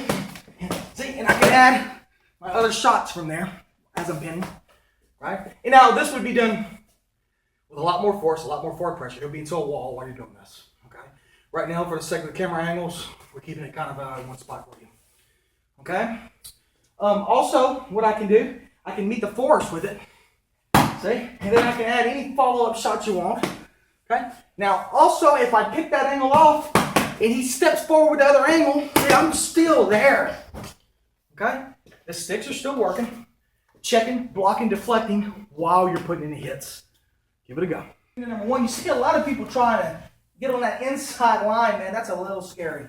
And when you start working with that stick and dagger, which is the next part of the video series I'm going to bring you, you're going to see that you rarely want to do that, okay? So this initial shot, I'm going to try to zone as I'm putting in hits, okay? I want that to really resonate with you. Now, another concept here is that he misses with his shot. So basically, he goes one, and that number two is already there, okay? So maybe I tried to hit the hand, and I missed it, and that number two was on me, okay? Or I did another drill, but he had footwork or whatever, and that number two's already coming. Maybe I just blocked. Boom, number two's coming. Okay? So a lot of people, you'll do this. You'll go block, block, return. I don't want to give him a chance to return it again. If he's returning a second strike in any of my programs, whether it be my Fight Stopper, Star Tactics, Knife Fighting, Metal to Meat program, whatever, if I've given him a chance to return that second shot, I've screwed up on my game somewhere. I want you to understand that. He's not going to get another chance. If I'm right on point, he's not going to get the first chance. But if he's not going to get, he's not going to get another chance after that second fire, okay? So, the number one comes. See, I'm going to pass this shot, okay? Typically, that number one is just going to come back, okay? So, number one, pass it. Number two goes. See, I'm just going to go right in here, and I just want you to hit, and then you're going to hit with the puño and with the punch, okay? Watch again slowly. I can pass it. See, I'm going to block and hit at the same time. Uban, they call that, which is cover and hit. Okay? So I can block with the stick. See it?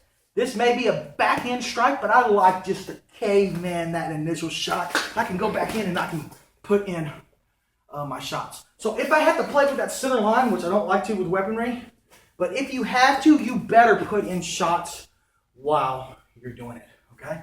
So the number one comes. See, that's my shot from there. See, I can go right here. You can knock it down. You can hit. Whatever you want to do from there. We'll show a different angle. Okay, showing a different angle. See, anything you want to do from there. You see, I'm going to come in and hit that shot. Now, it's not just like a kata. See, as soon as I do that, I'm covering and I'm hitting. See, that's the shot. And the puño's in. The other tools are there when you get that go. When you're talking about double stick, disarms are a little far-fetched, even more so than when you're talking about single stick or single knife. More so, easier, with more practical and more realistic with a blunt weapon than it is an edge weapon. But they do happen, and people have been disarming weapons since men have been fighting with weapons. Okay? So usually, though, when you talk about double stick, the disarms are not there because the sticks are just too fast, too much firepower.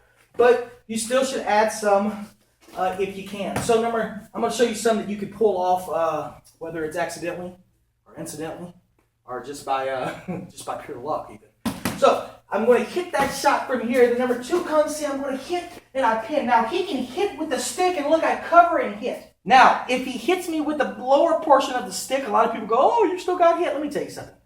If you ever do any kind of full contact stick sparring, and you guys know my history by now, I was doing full contact stick sparring in the mid-90s. With no protective gear at all, okay? Using table legs. You'll understand that a stick is just a stick. It's not a magical tool that's going to hit you and you just drop dead, okay? So the facts of the matter is, with any blunt weapon, the most dangerous spot is here. If that was a hammer, the most dangerous spot is there. The closer you get to the hand, then the closer you get to the elbow, then the closer you get to the shoulder, then the closer you get to the back, each one of those, the stick becomes less dangerous to you. Keep that concept in mind. Now, so number one comes, I pass it. Number two comes, see, I cover and hit that thing, or I use my form and hit it. I don't really care which one, right? he hits me. See, I'm going to hit that angle from there. Now, if I can touch the hand, beautiful. See, that hits, so it's a double shot from there. If I can wrap it, beautiful. See, and I can come right back with the snake disarm. You've all done that, okay? Let's try it again. So 1, 2, see, I'm going to hit here. See, that's all there, and we'll get into more of that when we get in the further, as we get into the further part of this series. That shot comes, see, that hits from there. See, I wrap, see, that hits from there. See, that hits, and that takes it away, okay? That's just the reverse snake. Now, sometimes, if I did my game right and I blitzed that center very powerfully, ballistically, and I took his space, number 1. See, that shot comes, now he'll hit me with the puño because I'm so close. I respond the same way from there, see? Now, as I scoop it down with my own puño, you see how that takes it away? And then I add my follow-up shots. I'll show that one more time. Okay? So the number 1 comes, number 2 comes, see the puño comes in, it's already there, that's in the throat, and if I can secure the foot, beautiful. See, that takes it away, and I add my follow-up shots. Keep those concepts a go. Okay, guys, now we're going to bring you probably one of my favorite areas of the Filipino martial arts that I teach and train in, and it's commonly called a espada daga. Traditionally, a espada meant blade or sword, see? And this would be a espada daga. Okay, usually the traditional espada, the Spanish in the 1600s, were about that long, a lot straighter. This is a Bowie knife. I love the Bowie blade style. This is the knife that I like to train with. But we don't have a traditional Spanish daga here, but you can imagine and you can research it on your own. So it was a lot longer, and it was usually supported with a sword. That was a espada daga. Now, everybody that practices Filipino martial arts, there's so many people, when they have a stick in their hand, or a longer stick and a shorter stick, they call it a espada daga. Or they have a stick and a blade, they call it a espada daga. But really, that's wrong. So we use the term Alisi daga, and you'll also hear Basani daga. So keep that in mind. Alisi daga is what I use in my program, and that's where I'm going to be bringing you this part.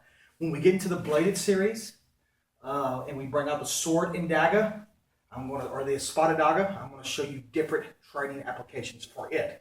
So we're going to show you training applications with the stick and blade, or the stick supported by the blade in this part. And I'm going to give you a good solid intro to it.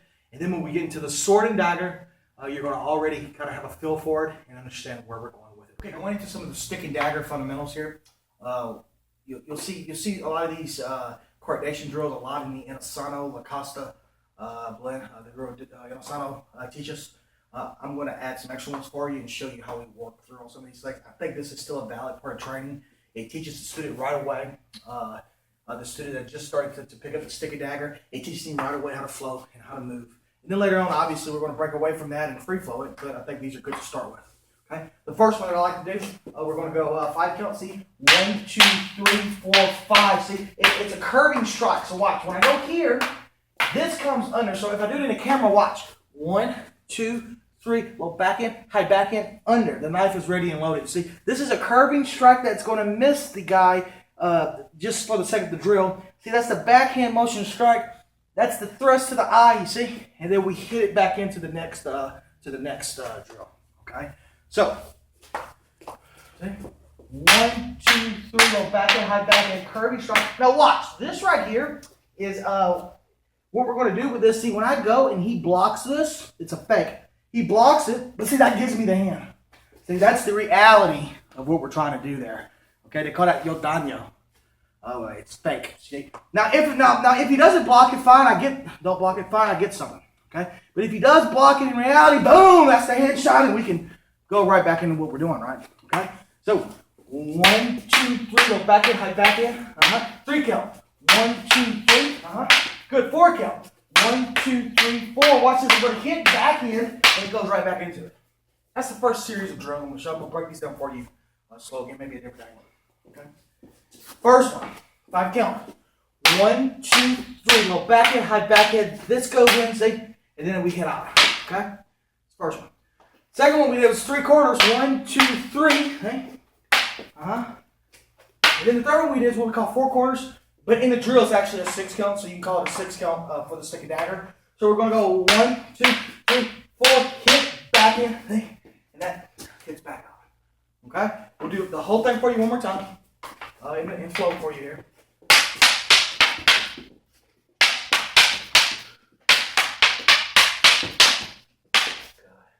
Okay, now what I want you to do is add the, when you go for the high thrust, you're going to go to a low thrust. So watch this. Let's just pick the 3/4, you see, here.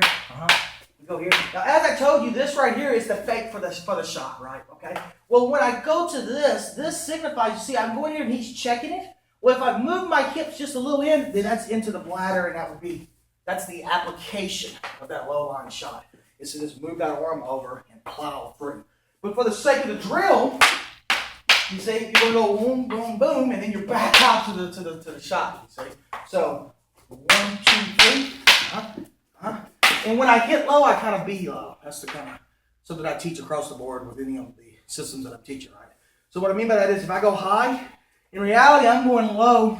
See, I move this over. See, that's the shot that would be in, okay? It's a concept for you while you're doing these drills to keep a mind's eye on the, some of the practical application you can bring out of these things. All right, so get those. Now you want to break in the middle range with the sombrado drill, and then you break back out of the long. So let's just pick one. Let's do 5 count, see? So we go 1, 2, 3, go back in, see? Now see, I'm already in this range. So when that number 1 comes, number 1 please, see, it's already there for the sombrado. Then we can pick it right back up, okay? So I want you doing that for all of them. You can even put them together and do them all in a flow and break in the sombrado. Or you can break in the sombrado with each one. Let me show you what I mean by that. Let's pick the first one, 5 count. I'll do it slow. Let's see, right from here, you're going to do sombrado. Then I can break out the 3 count. And then that's it. And then you're going to go right back into sombrado from here. Then you break out to the last 6 count drill. See? 5. Then sombrado. You pick it up again with sombrado. So I think that's a cool way to add to this. You can make the drill very exciting for your intermediate and advanced students. And you can just keep compounding and adding to this thing, which we'll show you as the series goes on. Give it a go. Okay, still working some of these coordination drills now. You'll see me sometimes when I do the curving strike, you'll see me step in sometimes to a cat stance, okay? Or you'll see me stay in a stance sometimes, okay? The footwork in the Filipino martial arts is probably the hardest area to teach guys because it changes and fluctuates every time depending on the drill, depending on even in sparring. I mean, especially in sparring because the distance changes, the spatial relationship changes, so your footwork has to adapt. And that's another thing that's great about the Filipino martial arts because it's not such a stickler like you have to have your toes here, knee has to be here at a 120-degree angle. This is locked up. You can't fight like that because a fight mutates, and you have to be able to change colors as it does also. So, next one I want to show you. See, we're going to go down, down, down, low backhand. Now, from here, we do the abanico. We tick 1, 2, 3, pull through. You see, there's a curving strike, and then it hits it. It goes right back into the drill. See?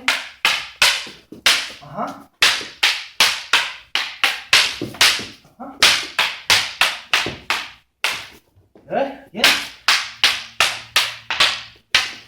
Good. So slowly we'll break that down again, okay? If you mess up, it's okay. Keep the flow, guys. Some of these mess ups that I do when I do my video series, I actually keep them in there for you, and most people don't even see them because the flow disguises the mess ups, and that's good because it's teaching you to overcome mistakes you may make.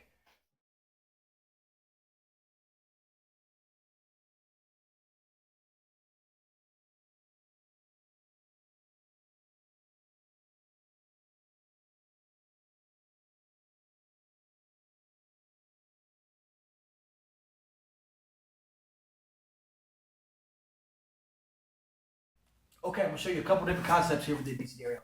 Number 1, see, I pass it and hit underneath that shot, and that returns the high line back hand.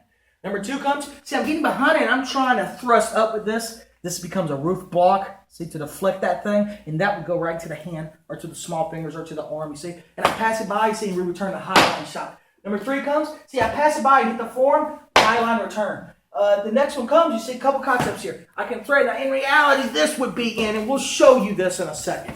But for the 4, you see, I'm just going to pass it by, and then the high line comes. Number 5 comes, I pass it by, and then the high line comes, and then you can come in and do any one of the other drills that we've already worked, right? Okay? First concept. Once again, I'll show you again slow. See? I'm hitting, and we're returning to the stick, high line.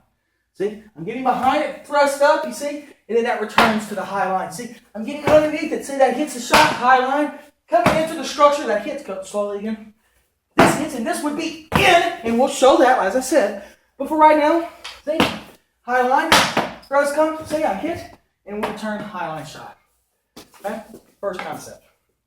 Okay, next concept of the aviation area. I'm going to give you a bunch of these concepts the way we train it here at the academy and the way I teach it in seminars. And then you can kind of create your own a little bit. So, same concept. You see, number 1 comes, I'm passing it, and I'm trying to do it slowly, please. I'm trying to clip that elbow as I pass it by, right? But for training, and then the knife comes, and I just backhand that shot, you see? Number 2 comes, once again, I like to just do it right. And it's so, he's grimsing even through the padding, right? See, that hits the shot from there, and then I backhand that shot. That comes here, I get behind it here, see, that backhands that shot. Okay, next shot comes, you see I get behind it here, that backhands, and then the thrust comes here, and then I backhand that shot, and then you can do any follow-ups that you want to do from there. Okay, now we're going to add sombrata to the drill. I'm moving fast here because you should already know sombrata at this part because we've done it with every segment so far. Okay, we can pick any one of these following entries that I've showed you, or these following prefixes that I showed you. See, so 1, 2, 3, go back in, high back in, pull under. See, now from here, when the number 1 comes, you see, I'm going to just pick up the sombrata.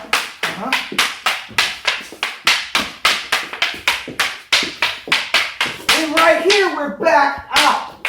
Now it's 3 count. That's fine.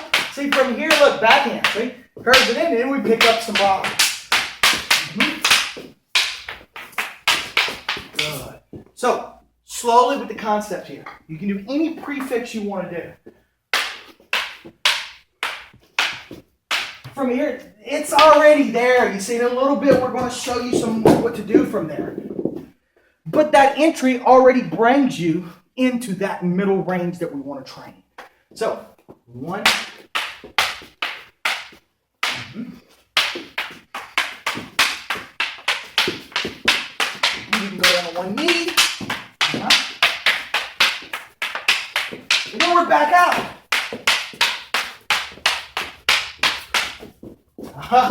There it is. Good. Give it a go. Another variable you can add with the zone. You see, it gives me the number 1. Now, obviously, we talked about threat and direct. This time, I'm going to hit this thing as I raise it. I'm inviting that knife to come into the structure. You see, this is already banging down, and I'm just letting him hold on to it. I'm just letting him hold on to the stick as this threads. Obviously, the disarm could bang from that side from here, and then I could just follow back through with what we've done. Okay? I'll show that to you one more time. So the zone is getting me as far away as I can be from that blade, but it's also limiting his lines of attack. Let me show you what I mean. So you see, I go here, see, I hit this, that would be done with it. See, now he's going to come low line. If he comes high line, I handle it the same way. This is into the face. But if he comes low line, see, this is also the shot from there. I can go over with the blade, or I can go under with the blade. If I go over with the blade, that hits the hand, see, and then I can still, boom, I can handle my follow-up shots with that. So, in review. Okay. 1, lift it. Bang it and thrust. That's important. You can go over or under or thumb secure. Either one. You're all out of the 3. This is going to hit for training. You can just put it out in the form. Okay? I can put my shots in. And then that's finished. All right, give that one a go. All right, talking about bridging the gap to get that blade in and get your hits in. See, the number 1 comes. See, commonly, see, that's the hand shot. You'll see people teach, okay? A lot of times, the number 1 comes. I like to go straight to it from there and then add your follow-up shots.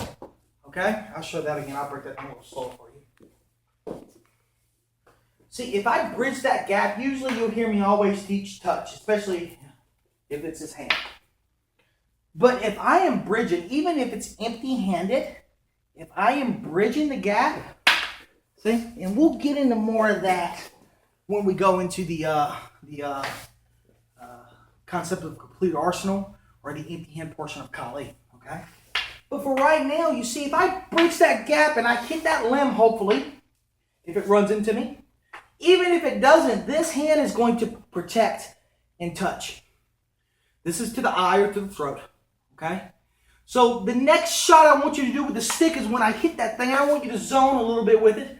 Now, I like to thread deep. You see, because if that knife was to come low, I could pick it up. If it was to come high, I could still pick it up. Okay, again. See, I thread deep. I like to go ahead and handle that shot. Okay, the disarm. Now, a couple concepts. You can do a regular snake. Okay, the only thing you got to worry about, your knife is now pointing in that direction. So a lot of times I like to do tip down. That knife comes low, I hit the radial nerve, and I thread the throat. You can cut. You can scoop with the C-clamp. That's usually commonly what most guys teach first. The goal, though, is to be able to just never take your thumb. Once your knife is engaged, never take your thumb off of it. One of my influences, Hawk Hakim, he calls this the cancer grip. He hates it to death. I think there is a place for it. There's a couple of reasons why it's good to do it. One reason is that you can grab with that thumb. Okay? So I think as a beginner, that knife comes low. See, I hit and I thread the throat. I scoop with that thumb. Now that punch is next primary weapon, so I want to zone as I hit from that angle. This is to the eye. See it? And then I add my follow-up shots from there. Okay? Again. See? From there. See, this is probably, that's done. That's out of there. And you just finish with your heavy shots. Again, see, that threads immediately, and then I'm immediately zoning. Listen, guys, if you stay center, once you handle this initial attack, which may happen, and in full contact fighting, you'll find that a lot. But once you do, this one should already be clearing that line from there. You have two weapons now. The goal that I'm trying to bring out to you in this program, when we talk about our double stick, or our stick and dagger, or our double dagger, is to learn to use these weapons independently. Not in some little prearranged pattern, but independently. So if you stay center, that should be clearing that line first, you see? And then there's your follow-up shots. Okay? So always worry about that other hand. If he didn't have a weapon, it would be a punch, guys, or it would be a grab, and you would have to handle it the exact same way. A stick or a blunt weapon is made for hitting. A blade is made for cutting. Use them for their purpose. Okay, so that number one comes. Let's review this again. See, I blitzed that line. That's eye. That's throat. That's brachial plexus. As I scoop with this initial snake, see, I'm chipping that kneecap from there. That may be in also. Blitz that line. I'm going to the eye, or to the throat, or to the brachial plexus. And then when I do the snake, see, I'm zoning. I like to see, by now I like to screw that foot, but even this is still trying to go. You see? Now that knife can come low, I pick it up. And even that, you couldn't see his eyes from here, but I actually hit that bone and it worked. Even that high shot, I hit it the same way, you see? Now the cuts are still there. This would cut through. Use the knife independently, guys, and you can follow up with your shots. Okay? Again. One, I hit. Before he even forward thrust me, that clearing line may work. That may be the shots from there. See? And you handle the follow-ups from there. Okay, back to responding off of this number two. You see, that's the hit. And as I said before, this is already in. This is already pinning. This is into the face, right? Now, if the knife comes low line, see, the blade can pick it up, see? And then we're right there to banging and cutting the body. See, this is in. Remember what I said, don't do anything defensively without doing something offensively with it, okay? So the number two comes. See, this is in, this is in. Knife comes high line. Yeah, I pick it up with the with the stick this time. See, this is immediately right into the throat shot from here. I can just bang that bone from there, catch the disarm from there, and then I'm right back to it. The stick can come one or two again, and then you can pick it up the same way you want to do from there. Okay, so I want you to kind of add these different variables, these different possibilities that he can enter from. Okay, so we're going to go 1, 2, 1, 2. See, that's in and in. See, now he can change it up, high or low shot with it. If it's low, like I said, see, that's the bladed weapon from there. I like to just hit the knife out. There's other ways to disarm it. I'll show you some more common ones, but that one right there, you're hitting that hand as you're hitting that bone, and it sucks, man.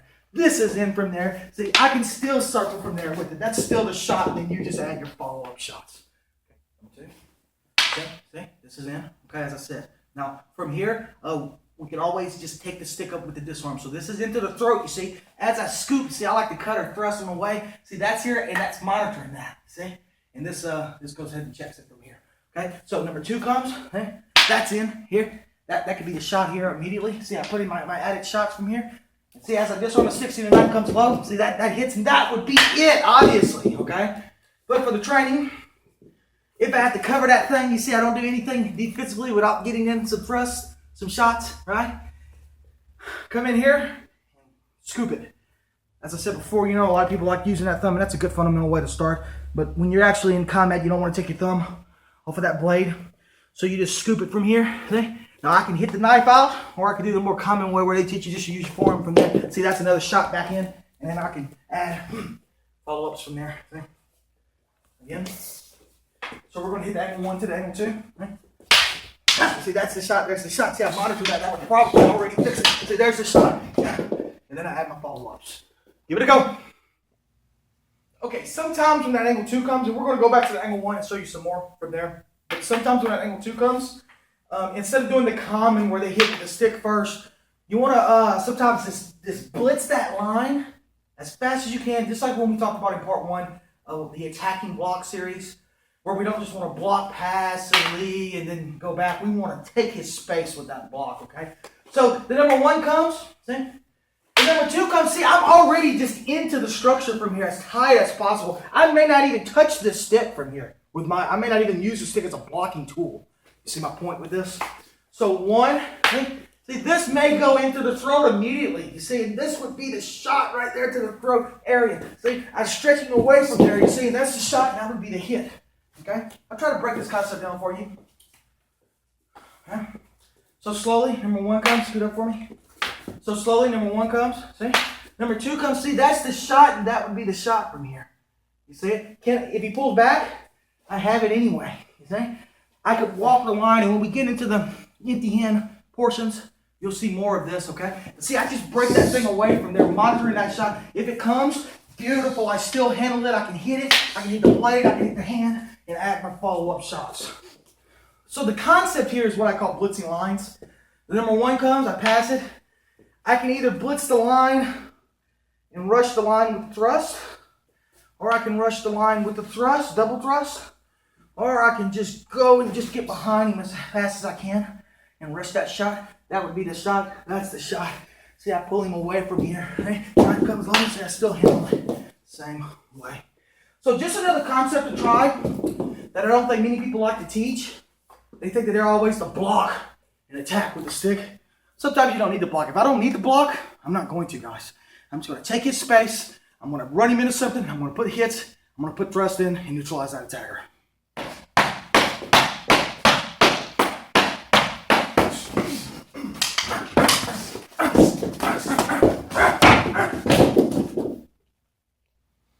Okay, now, still working the angle 2, but now I'm going to work it with reverse grip. Now, one of the pros in reverse grip, we'll talk more about this when we get to the knife portion or the bladed portion of this video series. But a lot of the pros is that you can hook with it, and when you trap with it, it's more conducive to as you're trapping and as I'm slimming that shot in, it can go into bladder or whatever, and we can cover those lines a little easier. Okay. If you ever watched my Metal to Meat program, go ahead and get that because I go in depth with reverse grip, great depth with it. And I talk about how the only time I would use reverse grip is when I'm on the ground or when I'm in extreme close quarters. Okay.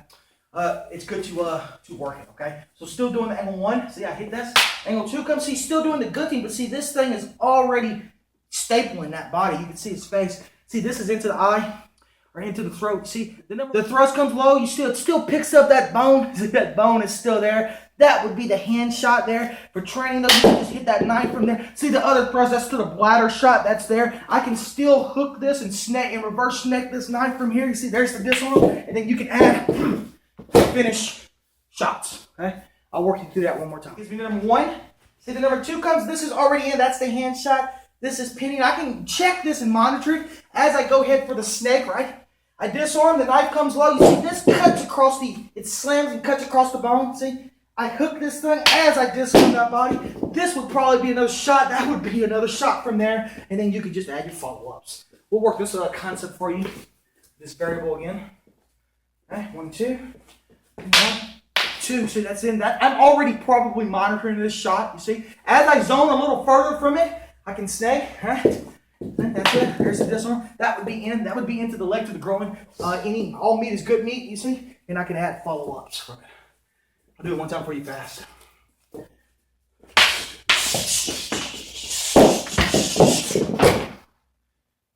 Give it a go. Okay. Blitzing in with that reverse grip. See off that angle 2. Once you start playing with this, you see how easy it is to cover that line and to pin with that knife because it's just there already. You see what I'm saying?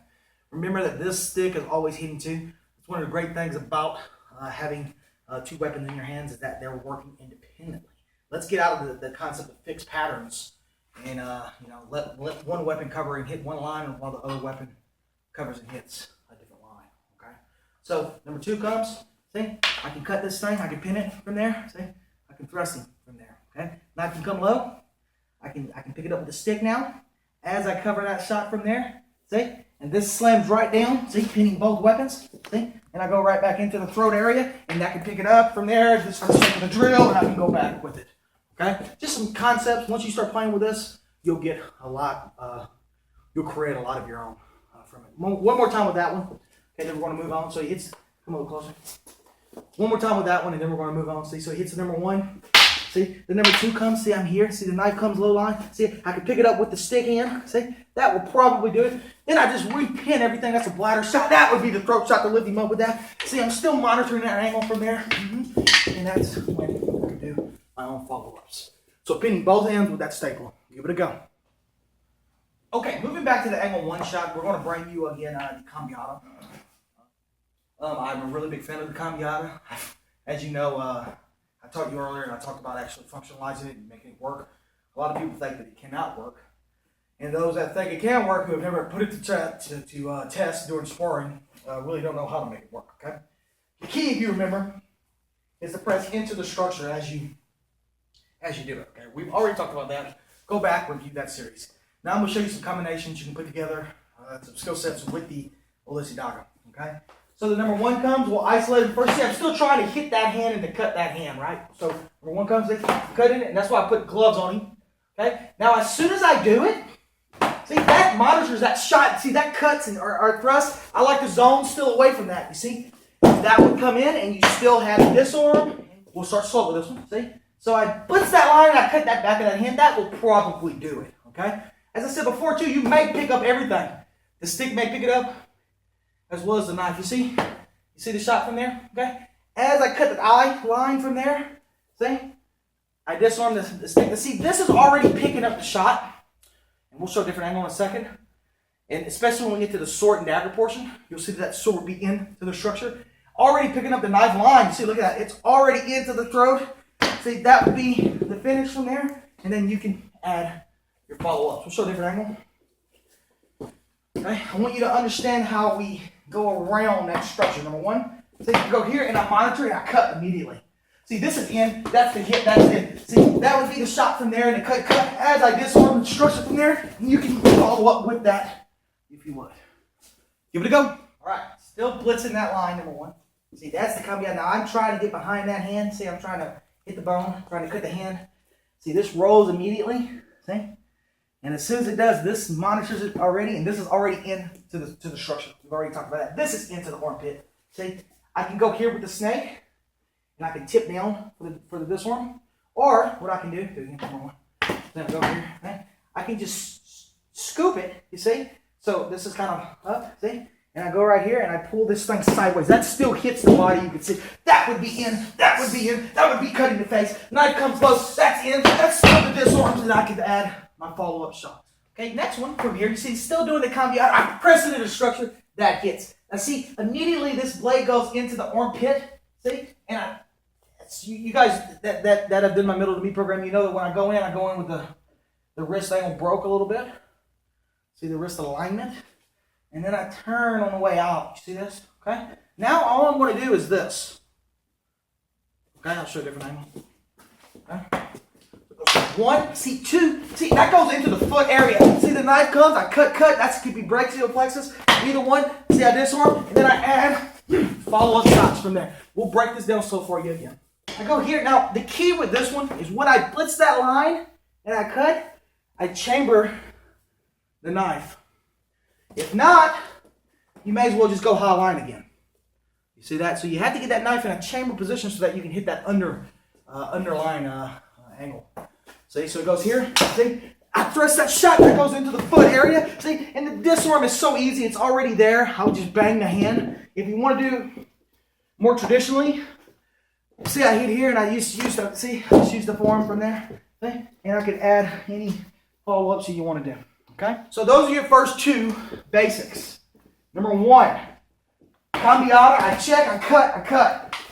Disarm. Knife comes low, disarm the blade. Okay? Variable two.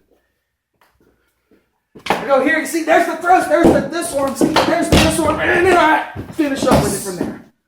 Two variables, give them a go. Number one comes in, still in the cambiata series here. See, a lot of times what I'll do is, I'll teach just the wrap and control. You see, now you don't have to always disarm this thing. So many people get here and they think they're going to do some fancy disarm. In reality, this thing may already be on me. Okay? So once I get here, watch it again. So I go here. Once, see, I monitor, I cut, and I see I step back away, giving him longer reach for that. That way I can pick that thing up if I want to. That would be in. See, that would be in. Now I can do my disarm. Sometimes the best disarm is just hitting, guys. Okay? Again. 1, 2, 3. See? That's the armpit. Okay? Knife comes low. See? I still pick it up from there. Block it. See? This time, I'm just going to go right in here and I'm going to hook this thing from here. You can still do your disarm from here. Okay? Hit, disarm, and then that goes. Okay? So it's good to train that. We're not going to stay too long on this, but any disarm we do, whether it be with the Dagger, whether it be with the single stick, okay? You don't have to disarm it. You can wrap it, control it, pin it while you're hitting, okay? Again, see I'm here, okay? See, that's the shot from there. See, the knife comes low. See, this may be in. That may be immediate. Still talking about the cambiata series. I'm going to show you some different variables that you don't see many instructors teaching on how to get this cambiata. One is just off of the, if you remember, we already went here, okay? Sometimes when we do that inside deflection from there, I'll do the inside deflection first, whether it be more of a second 5 or more of a, second 1, okay? But as soon as I do and I touch that line, see, and then I turn it over, okay? Now, he may start retracting the stick, and that's when the hook gets it, okay? That's one concept I want you to work. So it goes 1, 2. Instead of just going direct, okay? I may just block. See, we might just be here, and then number one comes, I may block it and get it, and then get the shot from there, and then you're down to wherever previous showed you already, right? Okay? So 1, see, it didn't turn it over to the cambiata and do your drill from there. That's one concept. Another concept from here is the number 1 comes, you see, I still do the roof block with it, okay? Again, roof block, okay? Again, roof block, and then all I do is shift my weight a little bit, and there's the shot, and then I'm still in to where we want it to be, okay? That's a little different one. Let me show you again. And we included this in the cambiata series because it goes around the stick, and see, we're already back where we've been. So our roof block, that may be enough. I may just be able to get that line from there. That's fine. But from here, you see, I just turn it over. Switching the angle, switching the line, and then you go right back to what we've already, see, where you've already been. Okay? I'll show you those next 2 variables one more time. First one is just, show a different angle. First one is just inside the flexion. As he pulls back, I hook it. See? You have that puño exposed, so just hook it again. That's already hitting. That's crucial. Every passing technique I do, every block, every defense is always preceded or always done simultaneously with an offensive hit or slash, or all the above. Okay, so again, so see 1, 2, see? And see he pulls back, see that hook has it, and see I'm already in. Next concept is roof block. Kind of give me a good one. See, it's already there, and it works, man. If you just play with it, see, that's the shot from there. Knife comes low, you add your follow-up shots. Cambiado series, that's variable 3 and 4 for you. Give them a go. Next concept I'm going to show you is sometimes when that number 1 comes, or any angle, we may have to handle it. Do it again, please. We may have to handle it, and then the knife's already on us. So I may not be able to pick the stick up yet without handling that primary danger number 2. You see, primary danger number 1 is the one closest to me. Primary danger number 2 is the second variable. If I disarm this would become the next primary danger. If I disarm that, his punch or his kick would be in that field, you see. Okay, so see that shot comes, and that thrust angle comes, you see, and I just want you to pick that angle up, that the number 2 comes, or the number 1 comes, and I still handle it the same way, you see, okay? So you should train it this way also. Once again, see, I may hit it, knife hand comes, I may try to tap it here, I may go around it from there and pin it, the stick comes back, see, and then the knife comes, and you can just flow on with it from there. Obviously, there's probably 10,000 variables from that concept alone, okay? Way more than I can show you here, but I want you to try to create your own from there. Give it a go. Okay, finishing up the stick and dagger portion for you in this part 2.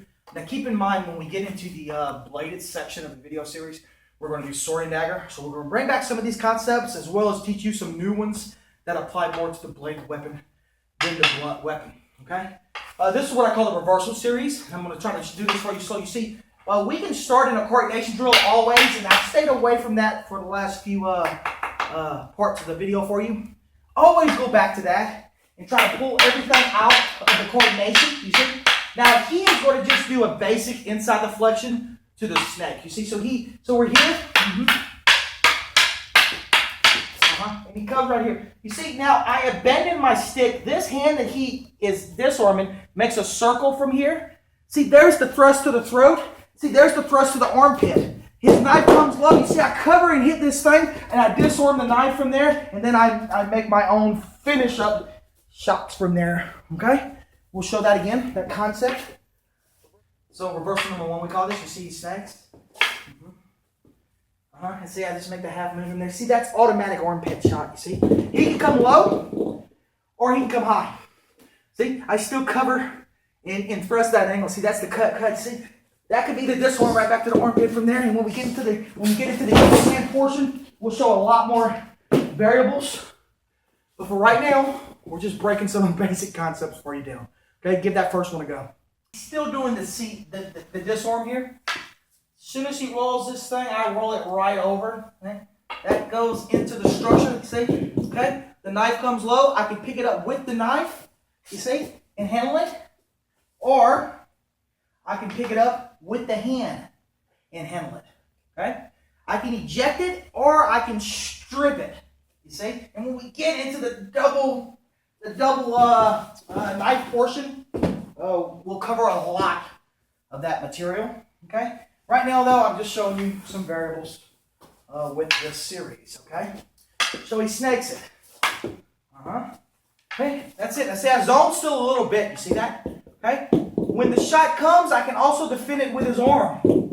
See that? Okay? Low line again. See? And that goes right over to a curving strike from there, and then I can strip it out still, and I can add follow-ups. Okay? He disarms. He comes high line this time. Oh, I can cover and hit this thing. You see? I can grab the thumb, disarm, or I can scoop it. You see the thrust of the bladder from here? You see how I grab the thumb on this side from there? That would be the disarm. Okay? And then you can add cuts. Okay? One more time. Okay, one more time. He still has this disarm. Okay. See, now I go direct with it. That punches it direct into the face area. See, I can disarm it on with my own body from there. The high line still comes. I can pick it up. See it? High line comes, or I can pick it up. See it? As soon as I touch it, 1, 2. See? We've already done this, and you can add. And when we get into the empty hand portion, you'll have 1,000 more options once you get there. Okay? Because we're going to be putting in the elbows, we're going to be putting in the off balancing, the sweeps, the takedowns, the hits, the headbutts, etc., the kicks. Okay? So for right now, just throwing some options at you for you to work in this reversal series. Give it a go. So inside the flex. Okay, I roll it. See, keep in mind too, when you practice this with a padded weapon, put helmets on, then you're having to defend. If you watch this, he does it. See, that's coming in. See, I'm going to have to defend that shot. Okay, so at first I want you to learn it without worrying about that. But later on, when we start the functionalizing stage of the strategy, or of the technique, or of the concept, I want you to really experiment and understand that the real is going to be different than the drill. Okay? That's a very important concept in my Maglahok Kali program, in all of my programs. So he inside the flex it. See? That's it. And that's into the instruction. See? And then we handle the knife. The knife can come low. See? I can strip it. The knife can come high. I like to cover and hit that thing because it's there. I mean, you can just go in. I mean, you can be. I mean, you can. It can get very, very ballistic. Okay. The number 2, and we're still isolating it. The number 2 comes. You see, I have to worry about that, and see, I have to worry about this one too, and it's still there into the structure. And we'll be getting into part 4 of this video series, and we show you the concept of the complete fighting arsenal, and we show you the dirty boxing portion, the grappling and off balancing, the kicking. It's going to really, really broaden your concepts out with that. Okay, so give those a go. Keep in mind, guys, I can only show so much per module of training, but in all the modules, whether it be single stick, double stick, stick dagger, single knife, double knife, we're going to go back to it and build onto it, as well as refine some of the stuff you've already worked on. So don't think this is the last time you're going to see this, or this is the only concept of this area I'm going to cover. We're going to cover bits and pieces throughout the entire series for you. Okay, this is just part 2. Hang in there with me. Okay, guys, thanks for joining us here on part 2 of my Maglahok Kali program video series. We covered a lot of material here so far. This is just part 2. We have 2 more parts to cover. We have a lot of great material to bring you guys. Part 3 and 4, we're getting into some more of the intermediate advanced concepts for you. You're going to see some of the empty hands. You're going to see some of the weapon-based, dual weapon-based grappling, as well as empty hand grappling portion. Knife, single knife, double knife, sword and dagger. We got a whole lot to show you. So digest what you just seen, practice it with your training partner, and get ready for part 3 and 4.